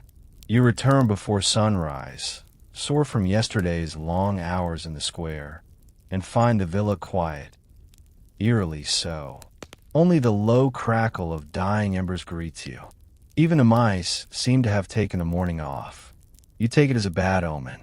Sure enough, the steward arrives moments later, his sandals snapping against the floor. Today, he announces, the master's family will dine privately. There will be prayers and offerings. You'll prepare food for the household gods. You glance up from the chopping block. Ah, so the gods are eating first today. He scowls. Watch your tongue. The mistress insists on proper ritual. Everything must be done by the book. The book, you mutter under your breath, must be very hungry. Still, you nod and begin gathering what you'll need. Today won't be about indulgence or spectacle. This is about devotion, or at least the performance of it. You're cooking for spirits you can't see, who might not even care, but whose supposed anger can burn a household faster than fire. You start by cleaning the lararium, the little household shrine tucked in the corner of the kitchen. Its walls are blackened by smoke, the tiny figurines of the Laras, the guardian spirits of the home, glinting faintly in the dim light. There's Fornax, goddess of the oven, and Vesta, keeper of the hearth. Between them stand a small bronze figure of Mercury, the god of trade and trickery. You like him best. He understands survival. Tillo brings you a bowl of water, still half asleep. Are the gods really here? He asks. You shrug. Depends on whether you burned the bread yesterday. His eyes widen. I didn't. You grin. Then yes. They're pleased. He relaxes, though you can tell the question lingers. The Romans live with their gods the way you live with smoke. Everywhere. Unavoidable. Occasionally suffocating. You don't really believe the gods are listening, but you've learned it's safer to act like they are. You need dough for the liba, the small honey cakes offered to the spirits. The texture is soft, the smell sweet and faintly floral. You shape them carefully. No cracks, no burns. Perfection isn't for the master tonight. It's for Vesta. Karina watches silently, her flower-covered hands resting on her hips. You always make those too pretty, she says. Can't hurt to flatter the divine, you reply. She smirks. Maybe if you pray hard enough, they'll cook tomorrow's meal for you. That'd be a miracle worth writing down, you mutter, but there's humor in your voice. Historians still argue whether these offerings were true acts of faith or just social ritual.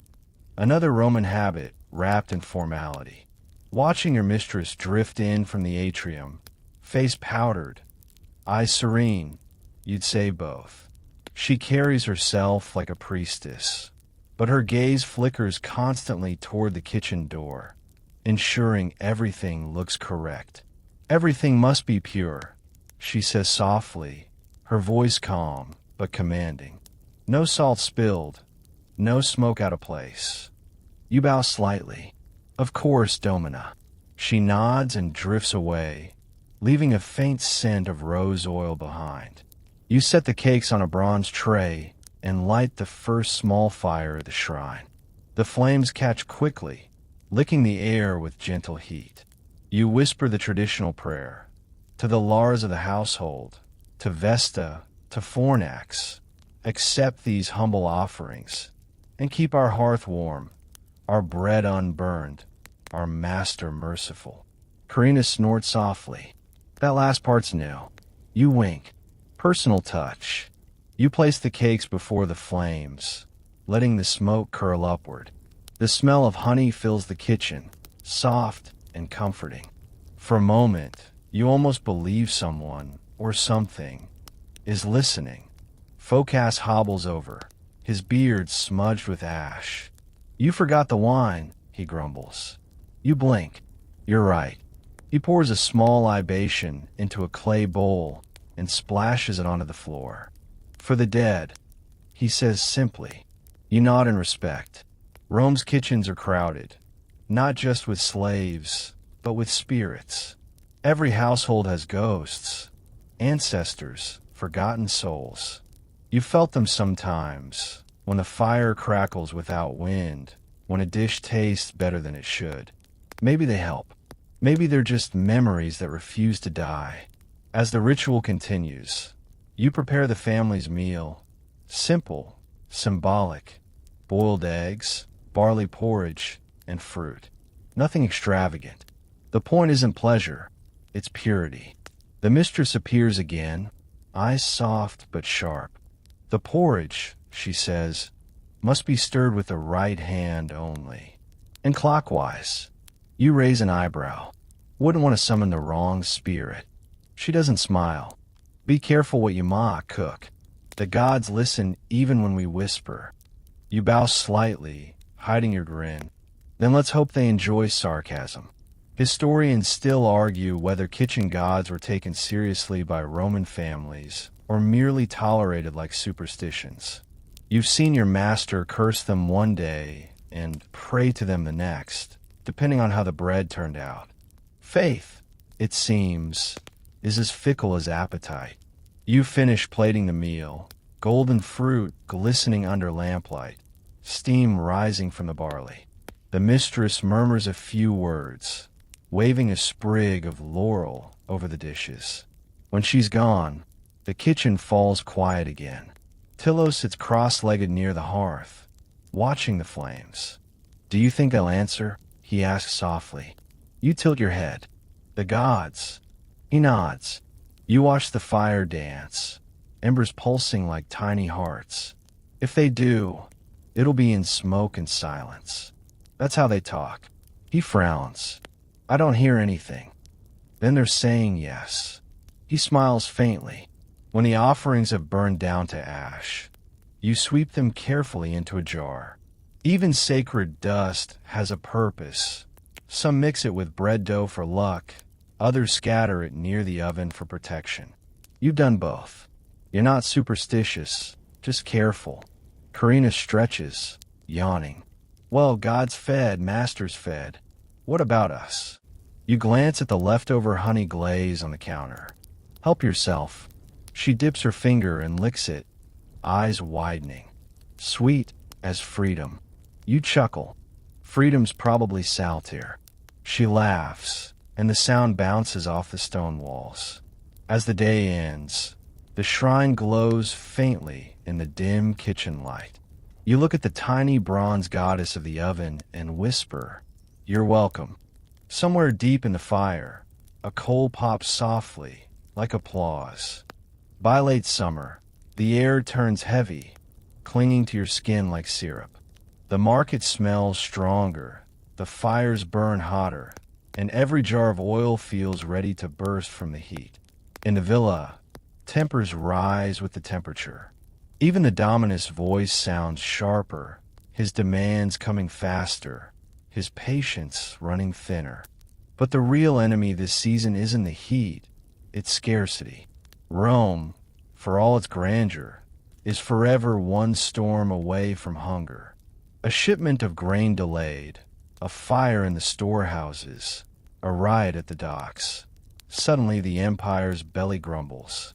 And when Rome is hungry, cooks like you become magicians expected to conjure full meals from empty baskets. This morning, you open the pantry and feel your stomach sink.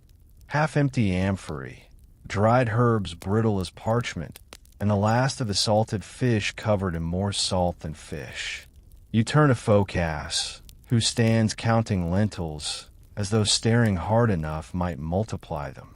"That's all?" you ask. He nods grimly. The last barge from Alexandria never came. The steward says pirates. Pirates, you repeat flatly. Of course. Why wouldn't pirates care about my menu? He shrugs. The mistress will still want lunch. Of course she will, you sigh. Karina arrives carrying a basket of withered greens. The market's bare. Prices are madness. A loaf of bread costs more than a day's work. You shake your head, muttering, Rome could conquer the world but can't bake enough bread for itself. Historians still argue whether Rome's food crises were rare disasters or constant background noise. You can tell them, it's both. Every few months, the city panics, rumors spread, and cooks like you become desperate innovators. Tonight's dish won't be luxury. It'll be survival dressed up as elegance. You gather what little remains. A handful of lentils, a scrap of bacon, onions, vinegar, honey. All right, you murmur. We'll make a stew fit for a senator's stomach and a beggar's wallet. Tillo looks doubtful. With that, you grin. Watch and learn, my boy. Hunger sharpens creativity. You start the fire. A small one. Every bit of charcoal counts now. The smoke rises sluggishly in the heavy air. You toss in the onions first, letting them sizzle until the smell fills the room. Then the bacon, chopped fine enough to trick the eye into thinking there's more of it. You add water, lentils, a spoonful of vinegar, and stir slowly. Tillo watches intently. You think I'll notice? Only if they can see through lies, you say. And the rich are terrible at that. He snorts laughter, covering his mouth quickly when Karina glares. The stew thickens as it simmers, the aroma surprisingly rich. You drizzle in honey, just a little, to balance the sourness. The scent turns warm, comforting, almost luxurious. You taste it, nodding. Not bad for an empire in crisis. Foculus leans on his cane, eyeing the pot. You're wasting honey. I'm hiding poverty, you reply. He grunts approval. Good trick. You ladle a small portion into a bowl, garnish it with a sprig of parsley, the last one in the villa, and hand it to the steward when he appears. For the mistress, you say. He inspects it skeptically. It looks plain. Tell her it's rustic simplicity, you say, deadpan. She'll love that. He rolls his eyes and leaves. As the door shuts, you slump against the counter, exhaling. Rustic simplicity, you mutter. That's code for we're out of everything. Karina wipes her hands. If the shortage lasts, we'll be eating boiled air. You chuckle. Then we'll season it with sarcasm. She grins. Your specialty. The day drags on under the suffocating heat. Outside, you hear faint shouts, the kind of unrest that never stays faint for long. Rumors spread like smoke. Bread riots in the forum. Bakers attacked. Warehouses broken into. You've seen it before. Hunger turns even the calmest citizen into an animal.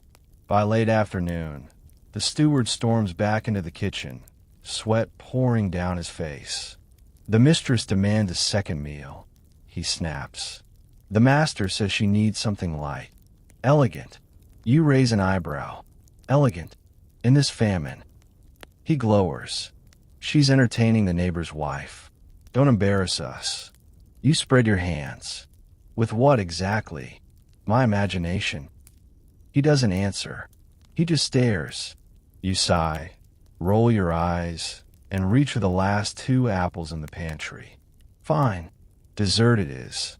You peel and slice them thin, lay them on a clay plate, drizzle with honey, and sprinkle with pepper. One of your favorite Roman contradictions. You roast them gently over the embers until the edges curl. The smell, rich and spicy, fills the air. You glance up at Foculus. If the empire falls, at least it'll smell nice. He snorts. That's Rome's motto already. When the apples are done, you dust them with a pinch of ground cinnamon, the last of your eastern spices. The scent transforms the humble fruit into something exotic, decadent even. You plate them carefully and hand the dish to the steward. He looks surprised. This actually smells good. You grin. Don't say that too loudly. The gods might raise the price. He hurries off, and you finally sit down, sweat dripping down your neck. Karina fans herself with a wooden tray. If the rides get closer, she says quietly, what do we do? You look toward the open doorway, where the city hums with tension. We keep cooking, you say. That's all we can ever do. Tillo frowns. Even if people fight over food. You meet his gaze, especially then. Historians still argue whether the food rights truly threatened Rome's stability or just rattled its marble shell. But standing here, you can feel it, the fragile balance between feast and famine, pleasure and panic. The city's stomach decides its fate more often than its senate. That night, the kitchen stays quiet. The villa's torches flicker against the walls, shadows dancing like restless spirits. You stir the last of the stew, tasting it again before setting the pot aside for the servant's meal. It's humble, yes, but it's good, real. As you sit down with Tillo and Karina to share the leftovers, you can't help but smile.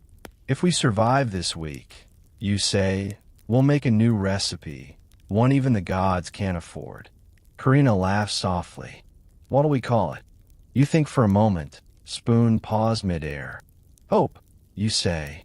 The fire crackles, faint but steady, and outside, the city murmurs like a hungry giant dreaming of bread. By the time the grain finally arrives from the port, Rome exhales. You can feel it in the streets. The tension melts, laughter returns, and the markets breathe again. Ships from Alexandria have docked, their hulls heavy with wheat and barley. For a city built on appetite, that means salvation. But for you, it means chaos. You're standing in the villa courtyard when the steward shouts, "The master wants a celebration feast." He says the gods must be thanked for the new grain. And of course, his good fortune. You stare at him, unamused. We nearly starved last week, and now he wants fireworks in the kitchen. He narrows his eyes. Careful, cook. The master believes gratitude should be public. You sigh. Gratitude always costs more than hunger. Still, orders are orders. You head into the kitchen, rolling up your sleeves, your mind already whirring. A feast again. But this one, you decide, will be different. Less opulence, more heart. You call the team together. Karina, Tillo, Foculus, and 2 new scullions borrowed from the stables. All right, you announce. We're cooking for the gods, for the master, and for our own sanity. Let's do something honest. Real. Karina raises an eyebrow. Honest food for dishonest people. You grin. Let's see if they notice. You begin with the grain, the symbol of Rome's rebirth. You sift it, rinse it, and let it simmer in wine and honey, the aroma rich and comforting. Then the meats, lamb rubbed with herbs, pork glazed with dates and vinegar, chicken roasted with bay leaves. The kitchen fills with a chorus of sizzling and smoke, and for the first time in days, you feel alive again. Tillo stirs the pot, eyes wide. The smell, it's like before the famine. Exactly, you say. The scent of relief. Foculus, grumbling as usual, carries jars of olive oil to the counter. The master's already invited half the neighborhood, he mutters. Says generosity wins friends. You snort. Generosity wins votes, you mean. He grins. Same thing in Rome. Historians still argue whether the end of grain shortages truly brought celebration or simply political opportunity. You know the truth. Rome celebrates to forget. A full belly erases last week's anger faster than any law. By midday, the kitchen turns into a storm.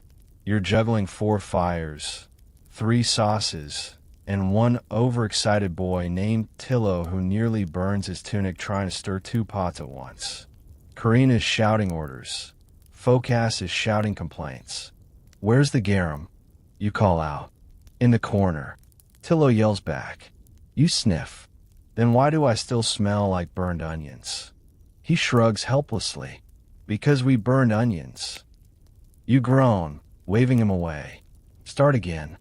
Despite the chaos, there's rhythm here.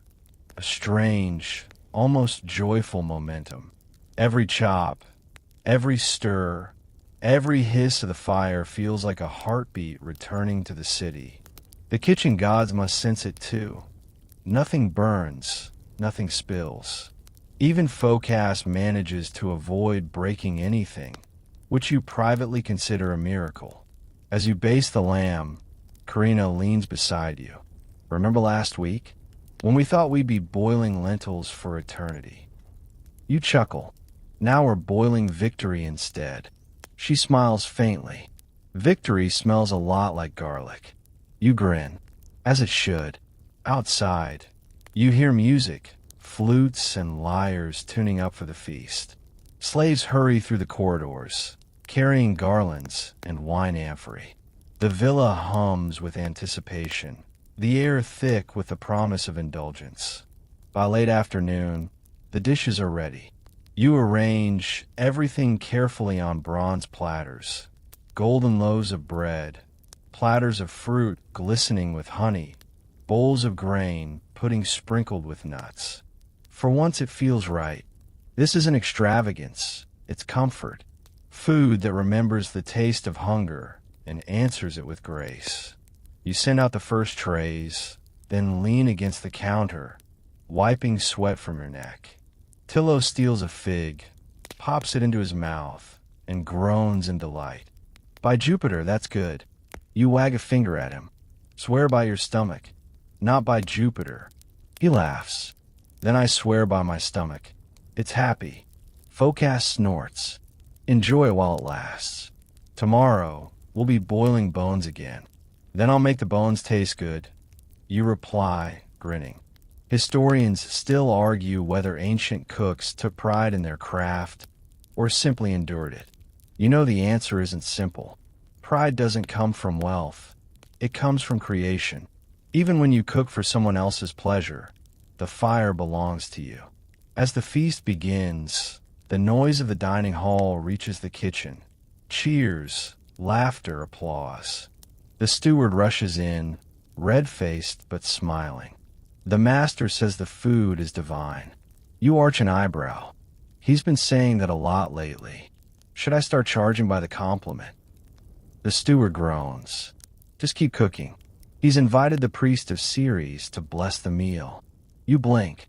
He invited a priest to bless my food. Yes, the steward says. Don't say anything stupid. You grin. I never say anything stupid. That's the stupid thing I'm talking about, he mutters, storming off. The priest arrives soon after, his white robes already flecked with wine stains from earlier blessings. He steps into the kitchen, murmurs a short prayer, and sprinkles a few drops of oil into the fire. The flames leap higher, glowing gold. You watch silently as the priest bows. "The goddess is pleased," he says. You nod respectfully. "Then maybe she'll keep the pirates away this time." He chuckles softly, then leaves. When the last dish goes out, you finally sit. The kitchen is quiet except for the crackle of cooling embers. Karina brings a small bowl of the grain pudding, sets it in front of you, and says, "For the real priest." You laugh. "If I start blessing the bread, will they build me a temple?"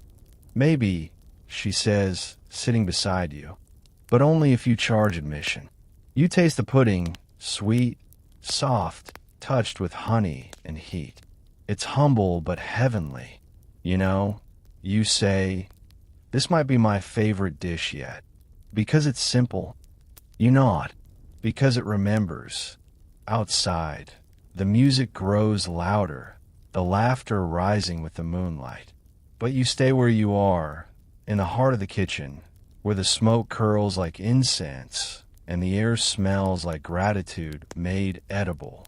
You glance at Tillo and Karina and murmur, "For all the gods, senators, and fools we feed." I think tonight we fed ourselves too.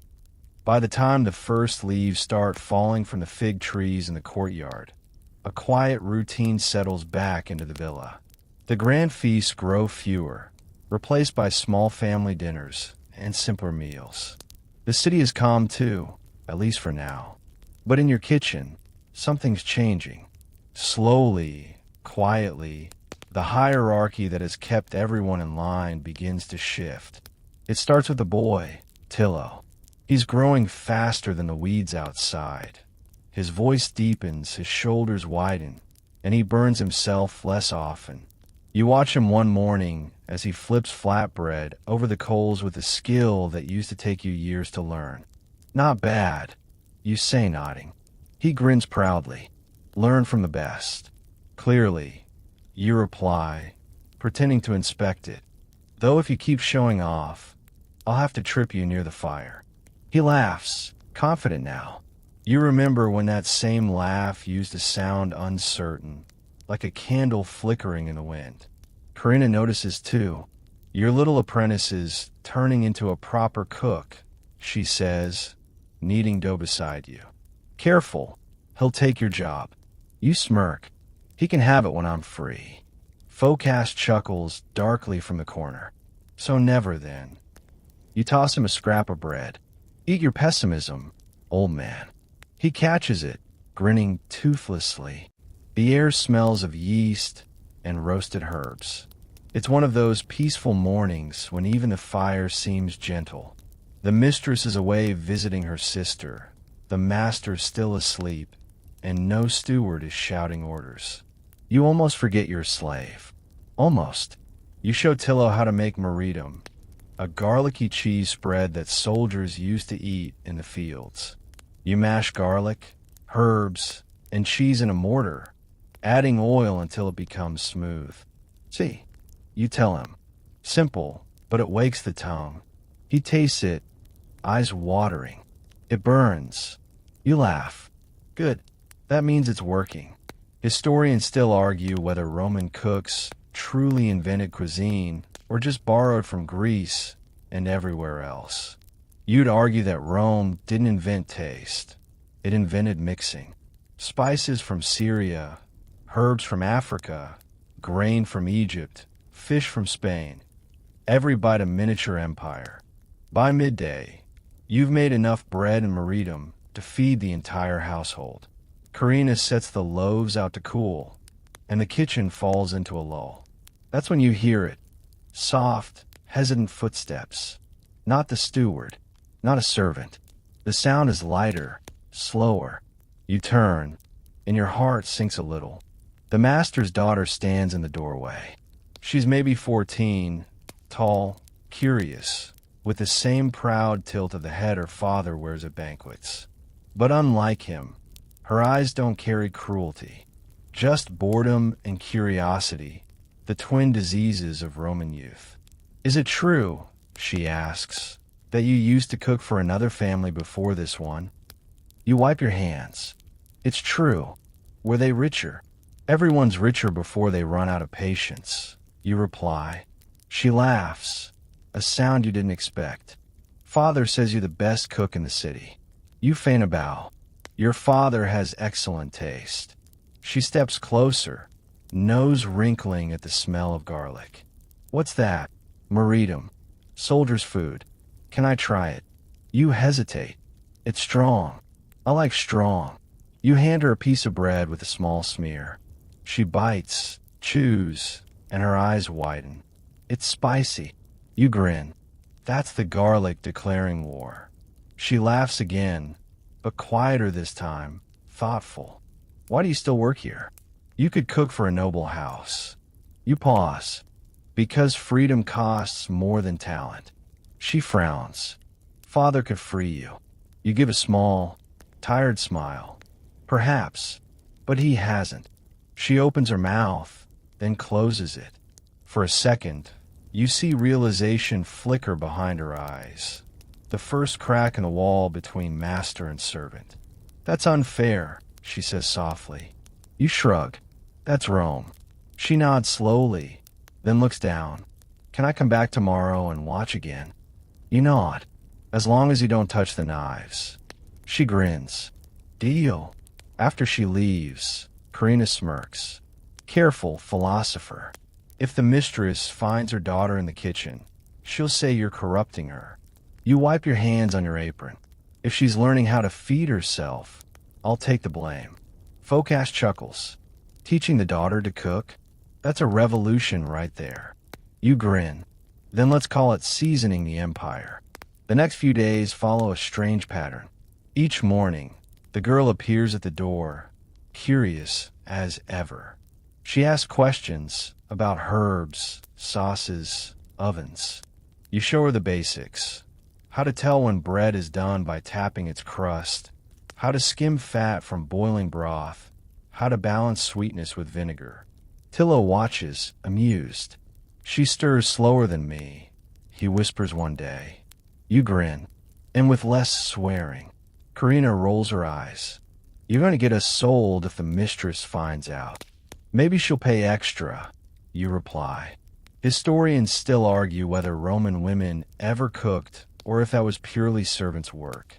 In most noble houses, women prided themselves on not knowing. Yet here's this young girl, apron tied awkwardly, tasting soup from a spoon too big for her hand. You can't help but think, if more Romans learned to cook for themselves, maybe they'd rule less and live more. One afternoon, she surprises you by bringing a small clay jar. For you, she says. You open it. Inside is honey, thick, golden, untouched. Where did you get this? She grins mischievously. From father's pantry. He won't notice. You stare at her for a moment, then laugh softly. You're learning all the right lessons. Together, you mix it into a simple custard. Milk, eggs, honey, nothing else. When it cools, she tastes it and closes her eyes. It's perfect, she says. You shake your head. It's honest. That's better than perfect. She smiles faintly.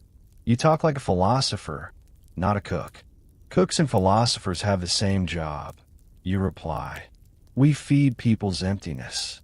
That makes her laugh, but there's something thoughtful behind it. When she leaves, you watch her go, wondering what she'll remember, the recipes or the truth beneath them. That night, as you clean the counters, Tillo asks quietly, do you think the gods notice when we teach kindness instead of cooking? You pause. Maybe kindness is just another ingredient, one most people forget. He nods solemnly, as though committing the recipe to memory. The fire burns low, casting long, gentle shadows across the walls. For once, the kitchen feels like more than a workplace. It feels like something sacred, where bread, laughter, and small rebellions all rise together. Autumn thickens, the days grow shorter, and the nights colder. You feel it first in the kitchen, how the fire takes longer to start, how the olive oil stiffens, how the breath of everyone working hangs faintly in the air. Rome itself changes in autumn. The markets smell of chestnuts and smoke instead of fresh figs and herbs. The chaos softens, replaced by a kind of tired peace. You're in the kitchen before dawn again, rubbing your hands to life. The fire crackles weakly at first, then blooms warm and golden. The light paints the walls the color of honey. It's one of those mornings where time feels slower, quieter. The city outside still sleeps. For a moment, you almost feel alone in the world and free. Then Foculus shuffles in, coughing like a dying ox. Cold as Pluto's backside, he grumbles. You chuckle. Then we'd better cook something that makes the gods jealous. Soup. Always soup, you say. You grab lentils, onions, carrots, simple grounding things. Autumn is a season for slow cooking. not for fireworks. You light the second fire, the scent of wood smoke and boiling grain filling the air. Karina arrives next, wrapped in her shawl, her nose pink from the chill. The mistress wants warmth, she says. Says she's tired of salads and sauces. You grin. At last, something human.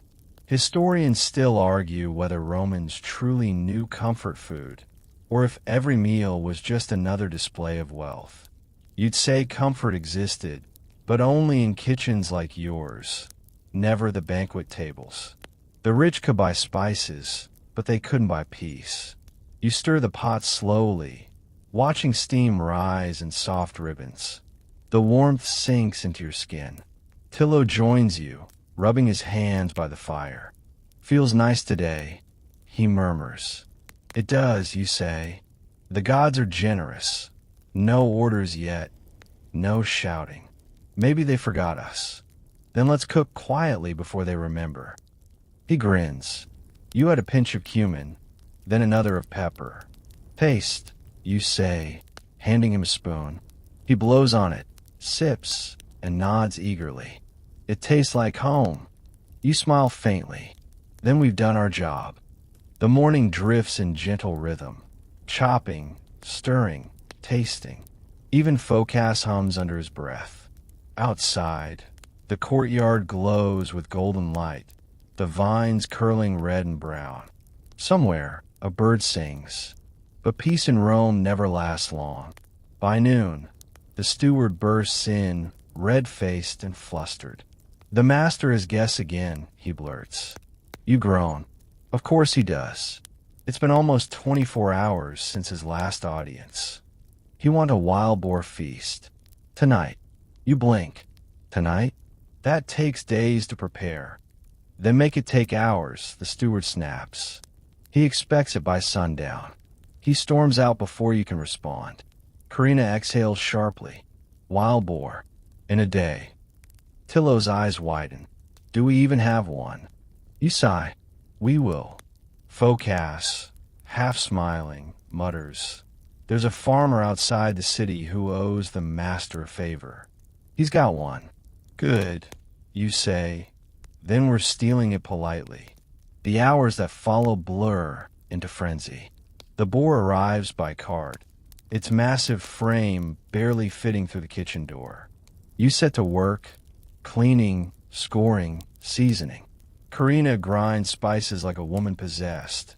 Tillo fetches oil, wine, honey, herbs.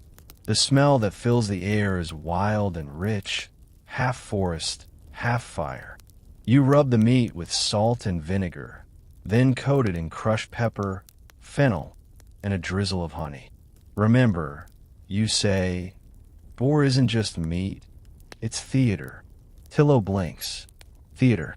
Every feast needs a story, you say, grinning. Tonight's story is survival.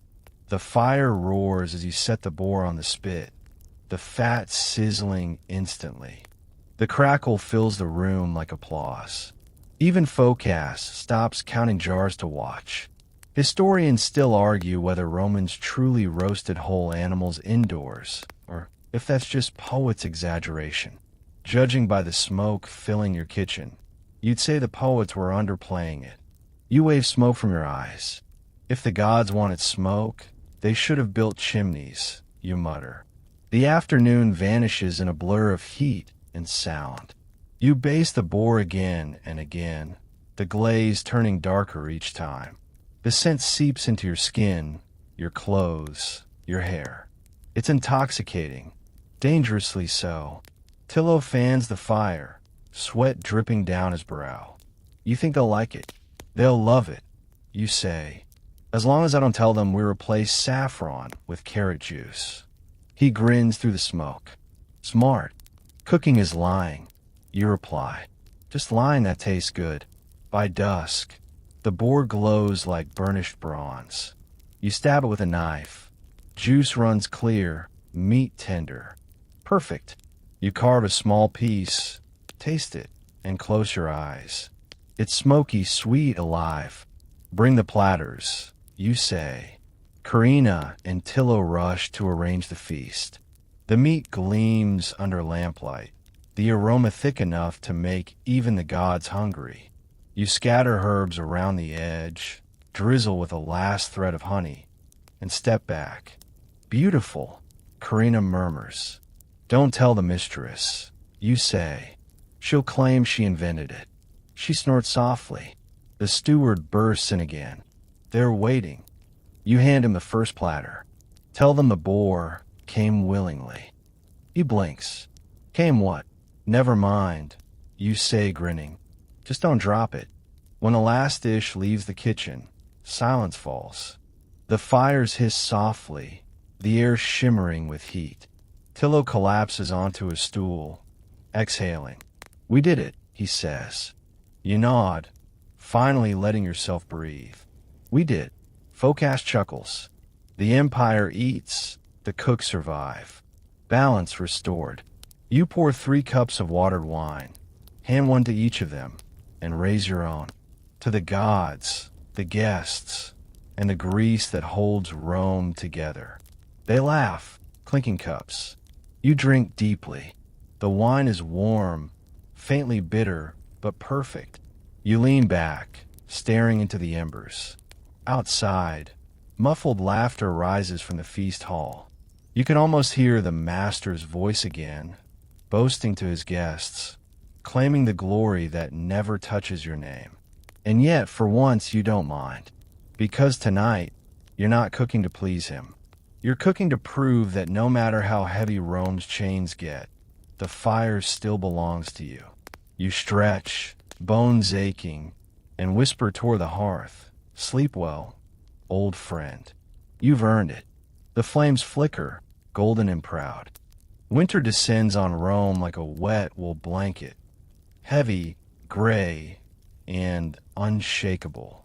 The air turns sharp, biting at your fingers before the fire wakes. The villa feels colder than usual, the marble floors stealing warmth faster than the hearth can give it. In the kitchen, everyone works slower, quieter, as though sound itself might freeze midair. You pull your cloak tighter, breath clouding in front of you, and nudge the coals awake. They hiss reluctantly, sparks flaring like angry insects. Karina enters behind you, shivering. It's colder inside than out, she mutters. That's Roman architecture for you. You reply, designed for people who hate comfort. She grins faintly, rubbing her hands. The mistress says she wants warm food every hour. Says she can't bear the cold. You chuckle. She should try being a kitchen slave for a week. That'll warm her up. Foculus grumbles from his corner. You'd better start boiling wine. That's what these nobles drink when the weather hurts their feelings. You nod. Hot wine it is. You start with the basics. Red wine, honey, a pinch of pepper, and bay leaves. As the mixture warms, the scent blossoms, spiced, rich, comforting. You stir slowly, watching the honey swirl like liquid gold. Tillo yawns from across the room, still half asleep. Up, you say gently. The fire won't tend itself. He groans, dragging himself upright. I dream I was back in summer. Then dream harder, you say. We could use the warmth. The others laugh softly. The sound feels good, human, defiant against the cold. Historians still argue whether Roman kitchens had real chimneys or just vents in the ceiling. Judging by the smoke creeping into your lungs, you'd say it's the latter. You wave your hand, coughing, as the air turns hazy. Tillo opens the side door for a moment, letting in a rush of icy air. Better, he asks. Worse, you reply, teeth chattering. You hand him a cup of the steaming wine. Here, drink. He sips and smiles. It tastes like warmth. Then don't tell the mistress we made it. You say, she'll drink the rest. You pour cups for Karina and Foculus. Then take one for yourself. The sweetness burns your throat, settling deep in your chest. For a fleeting moment, the world feels soft again. Outside, faint bells echo through the city. Saturnalia, the winter festival, has begun. You can already hear distant laughter, songs, and the sound of dice rolling in the streets. Even slaves are allowed a little freedom during these days. Though in practice, freedom usually means cleaning up after drunk masters instead of sober ones. Karina tilts her head toward the noise. Saturnalia, she says softly. A time of joy. You smirk. A time of pretending we're equals for 6 days. Pretending's better than nothing, she murmurs. Maybe. You're not sure. By mid-morning, the villa awakens. Servants rush through the halls carrying garlands of ivy and bowls of nuts. The master appears, smiling in that polished way only Romans can, benevolence sharpened in a spectacle. Cook, he calls from the doorway. Prepare a feast for Saturnalia. Nothing too heavy. Something cheerful. You bow slightly. Cheerful food. Understood.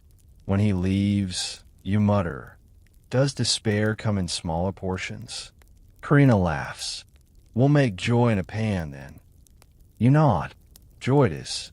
You decide on roasted chestnuts with honey, dates stuffed with almonds, spice sausage, and bread shaped like the sun. Warm, round, golden. The fire grows hotter as you work, and soon the kitchen fills with smells that chase away the cold. Roasted nuts, melting sugar, sizzling fat. Even the gods of hunger would pause to sniff. Tillo hums as he rolls dough into circles. Why the sun shape? Because the sun always comes back, you say, even when Rome forgets it will. He nods solemnly, filing that away like it's scripture. Historians still argue whether Saturnalia was truly a time of role reversal, or just an excuse for chaos. You've seen both. In some houses, masters serve slaves for a day. In others, they just loosen the leash and call it generosity. You're lucky this year. Your master's too lazy to pretend. As evening approaches, the servants decorate the kitchen with whatever they can find. Wilted garlands, cracked cups, a wreath made from onion stems. Karina lights extra lamps, their glow turning everything warm and golden. You know, she says, for a moment, it feels like we're celebrating too. You hand her a plate of roasted dates. We are, quietly. She grins. The best kind of celebration. You all sit together for a rare meal. Not scraps, not leftovers, but your own food. Sweet, hot, fragrant. Tillo burns his fingers on a chestnut and yelps. Everyone laughs. Even Foculus smiles, toothless and content. For a few precious minutes, the kitchen feels alive. Not as a place of labor, but as home. You raise your cup of hot wine. To Saturn, you say softly. To warmth, to bread, to fire. They echo you. To fire. The sound blends with the faint laughter drifting from the dining room, where the masters drink and play at being gods. You glance at your small group, tired faces, rough hands, quiet joy, and think these are the real gods. After the meal, you step outside into the crisp night. The sky above Rome glows faintly orange from thousands of torches. You can hear singing, arguing, celebrating, life in all its messy, miraculous noise. You look up and whisper, you can't starve a city that still knows how to laugh. Then you return inside, where the fire still burns, soft and steady, waiting for tomorrow. The winter lingers, stubborn as an old senator refusing to retire. You've lost track of the days. Each morning feels like the last, marked by smoke, hunger, and the endless dance of chopping and stirring. But something has changed inside you.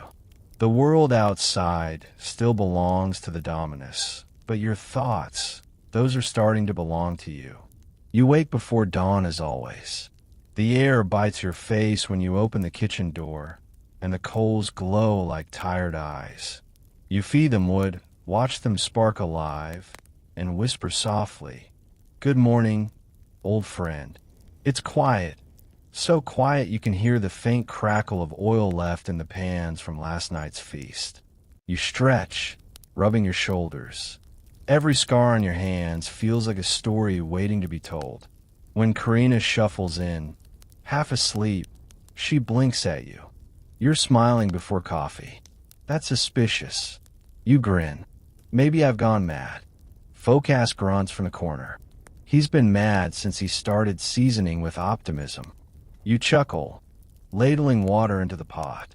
Maybe madness is what keeps us human. She yawns. Or it's what keeps us here. You stir the pot, watching steam rise like ghosts. The city is quiet beyond the walls. No market shouts, no wheels rumbling. Only the soft, distant hum of Rome breathing in its sleep. For some reason, that silence feels like an invitation. "Karina," you say suddenly, "what would you do if you were free?" She stops mid-motion, knife hovering over a carrot. "Free? Yes. If you could walk out that door and never come back." She frowns, thinking. "I'd open a bakery," she says after a moment. "Nothing fancy, just bread that smells good enough to make people forget they're poor." You nod slowly. "You'd have lines around the block." She smirks. "And you?" "I'd open a tavern," you say. "Small, loud, honest. No masters, no marble, just food that fills the belly and laughter that lasts longer than the wine." Foculus coughs, pretending to hide a smile. "Who'd cook when you're too busy talking?" "Tillo," you say immediately. The boy looks up from the hearth, eyes wide. "Me?" "Yes, you say." You'd run the kitchen, shout at lazy apprentices, and serve lentil stew to drunk soldiers at midnight. He grins. "Sound perfect. Until one of them complains the stew's cold. Then I'll throw him out." Karina laughs softly. "You're teaching him rebellion now." You wink. Rebellion pairs nicely with garlic. Historians still argue whether slaves in Rome ever dreamed of freedom or simply accepted their fate. They'll say some bought their liberty, others died waiting for it. But none of them can ever describe the ache that grows behind your ribs when you imagine it. When you picture a world where your name isn't followed by someone else's orders. Later that day, you're called to the master's atrium. He's in a foul mood, complaining about the Senate, about taxes, about the price of fish. Rome's falling apart, he mutters. Even the gods seem lazy. You bow slightly. "Would you like me to wake them with dinner?" He scowls. Sarcasm again. "Habit, you say." He waves a hand. "You've been here a long time, haven't you?" You hesitate. 10 years. He nods absently. "You've served well. Perhaps, if things go smoothly this year." His voice trails off, but your heart jumps anyway. "Perhaps," you repeat. He glances at you. "Perhaps I'll grant you freedom." You stand perfectly still. The word feels like heat, like a flame pressed against your chest. You've heard it before from other masters, whispered like a promise, forgotten like a coin dropped in the dirt. And yet, it still burns. "Thank you, Domini," you say quietly. He waves you away. "Don't thank me yet. You still have to earn it." You leave without another word. Back in the kitchen, Karina reads your face immediately. What did he say? You exhale. Maybe. She freezes. Maybe what? Maybe freedom. The silence that follows feels heavy, sacred. Tillo looks up from the fire, eyes shining. "You mean you could go?" You nod slowly. "If I work hard. If the gods are bored enough to care." Foculus grunts. "Don't believe promises made before dinner." You smile sadly. "I don't. But it's nice to pretend." That night, you can't sleep.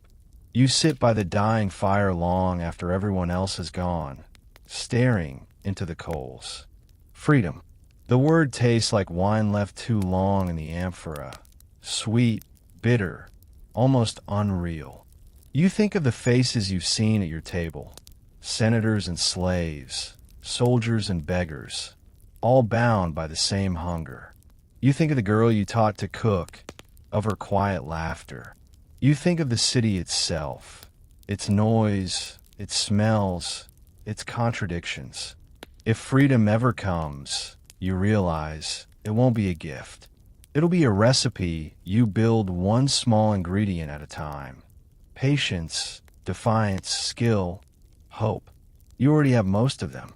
The fire pops, startling you from your thoughts. You lean closer, whispering, "When I leave, I'll take you with me." The flame flickers as if answering, then steadies, proud and golden.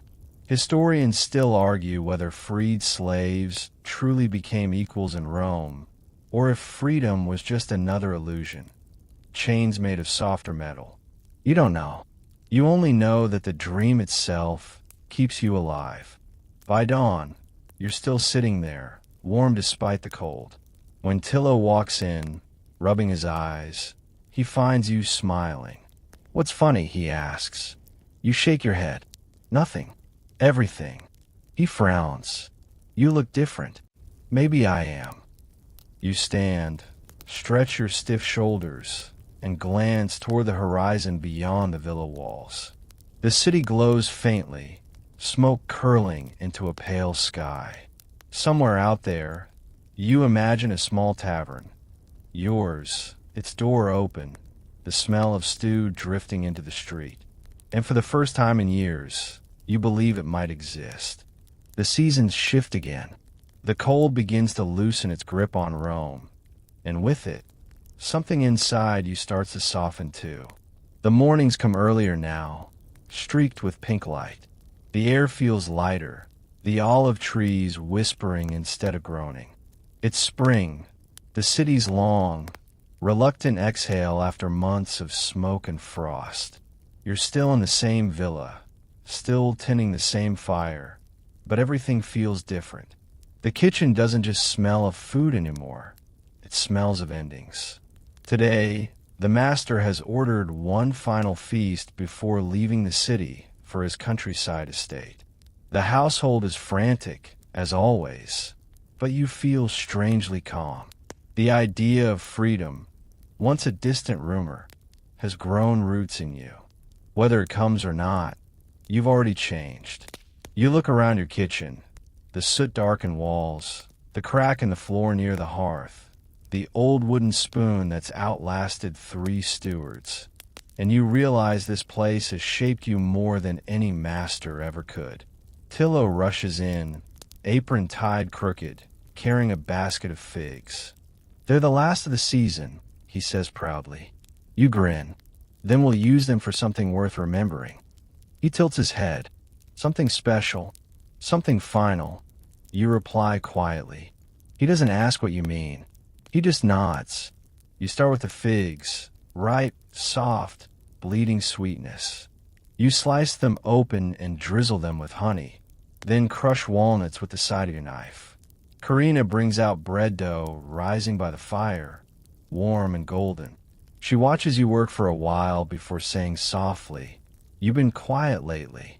"I'm listening," you say. "To what?" "To the kitchen."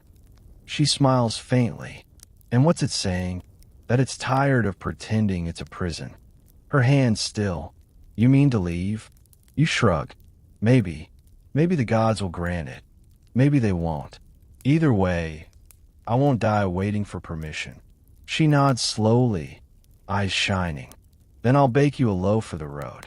"Make it small," you say. "I travel light." Foculus snorts from the corner. "You'll be back. Rome eats its cooks alive. Then I'll open a tavern in its belly," you say, smiling. Historians still argue whether slaves truly found peace after freedom, or if they ever stopped feeling owned.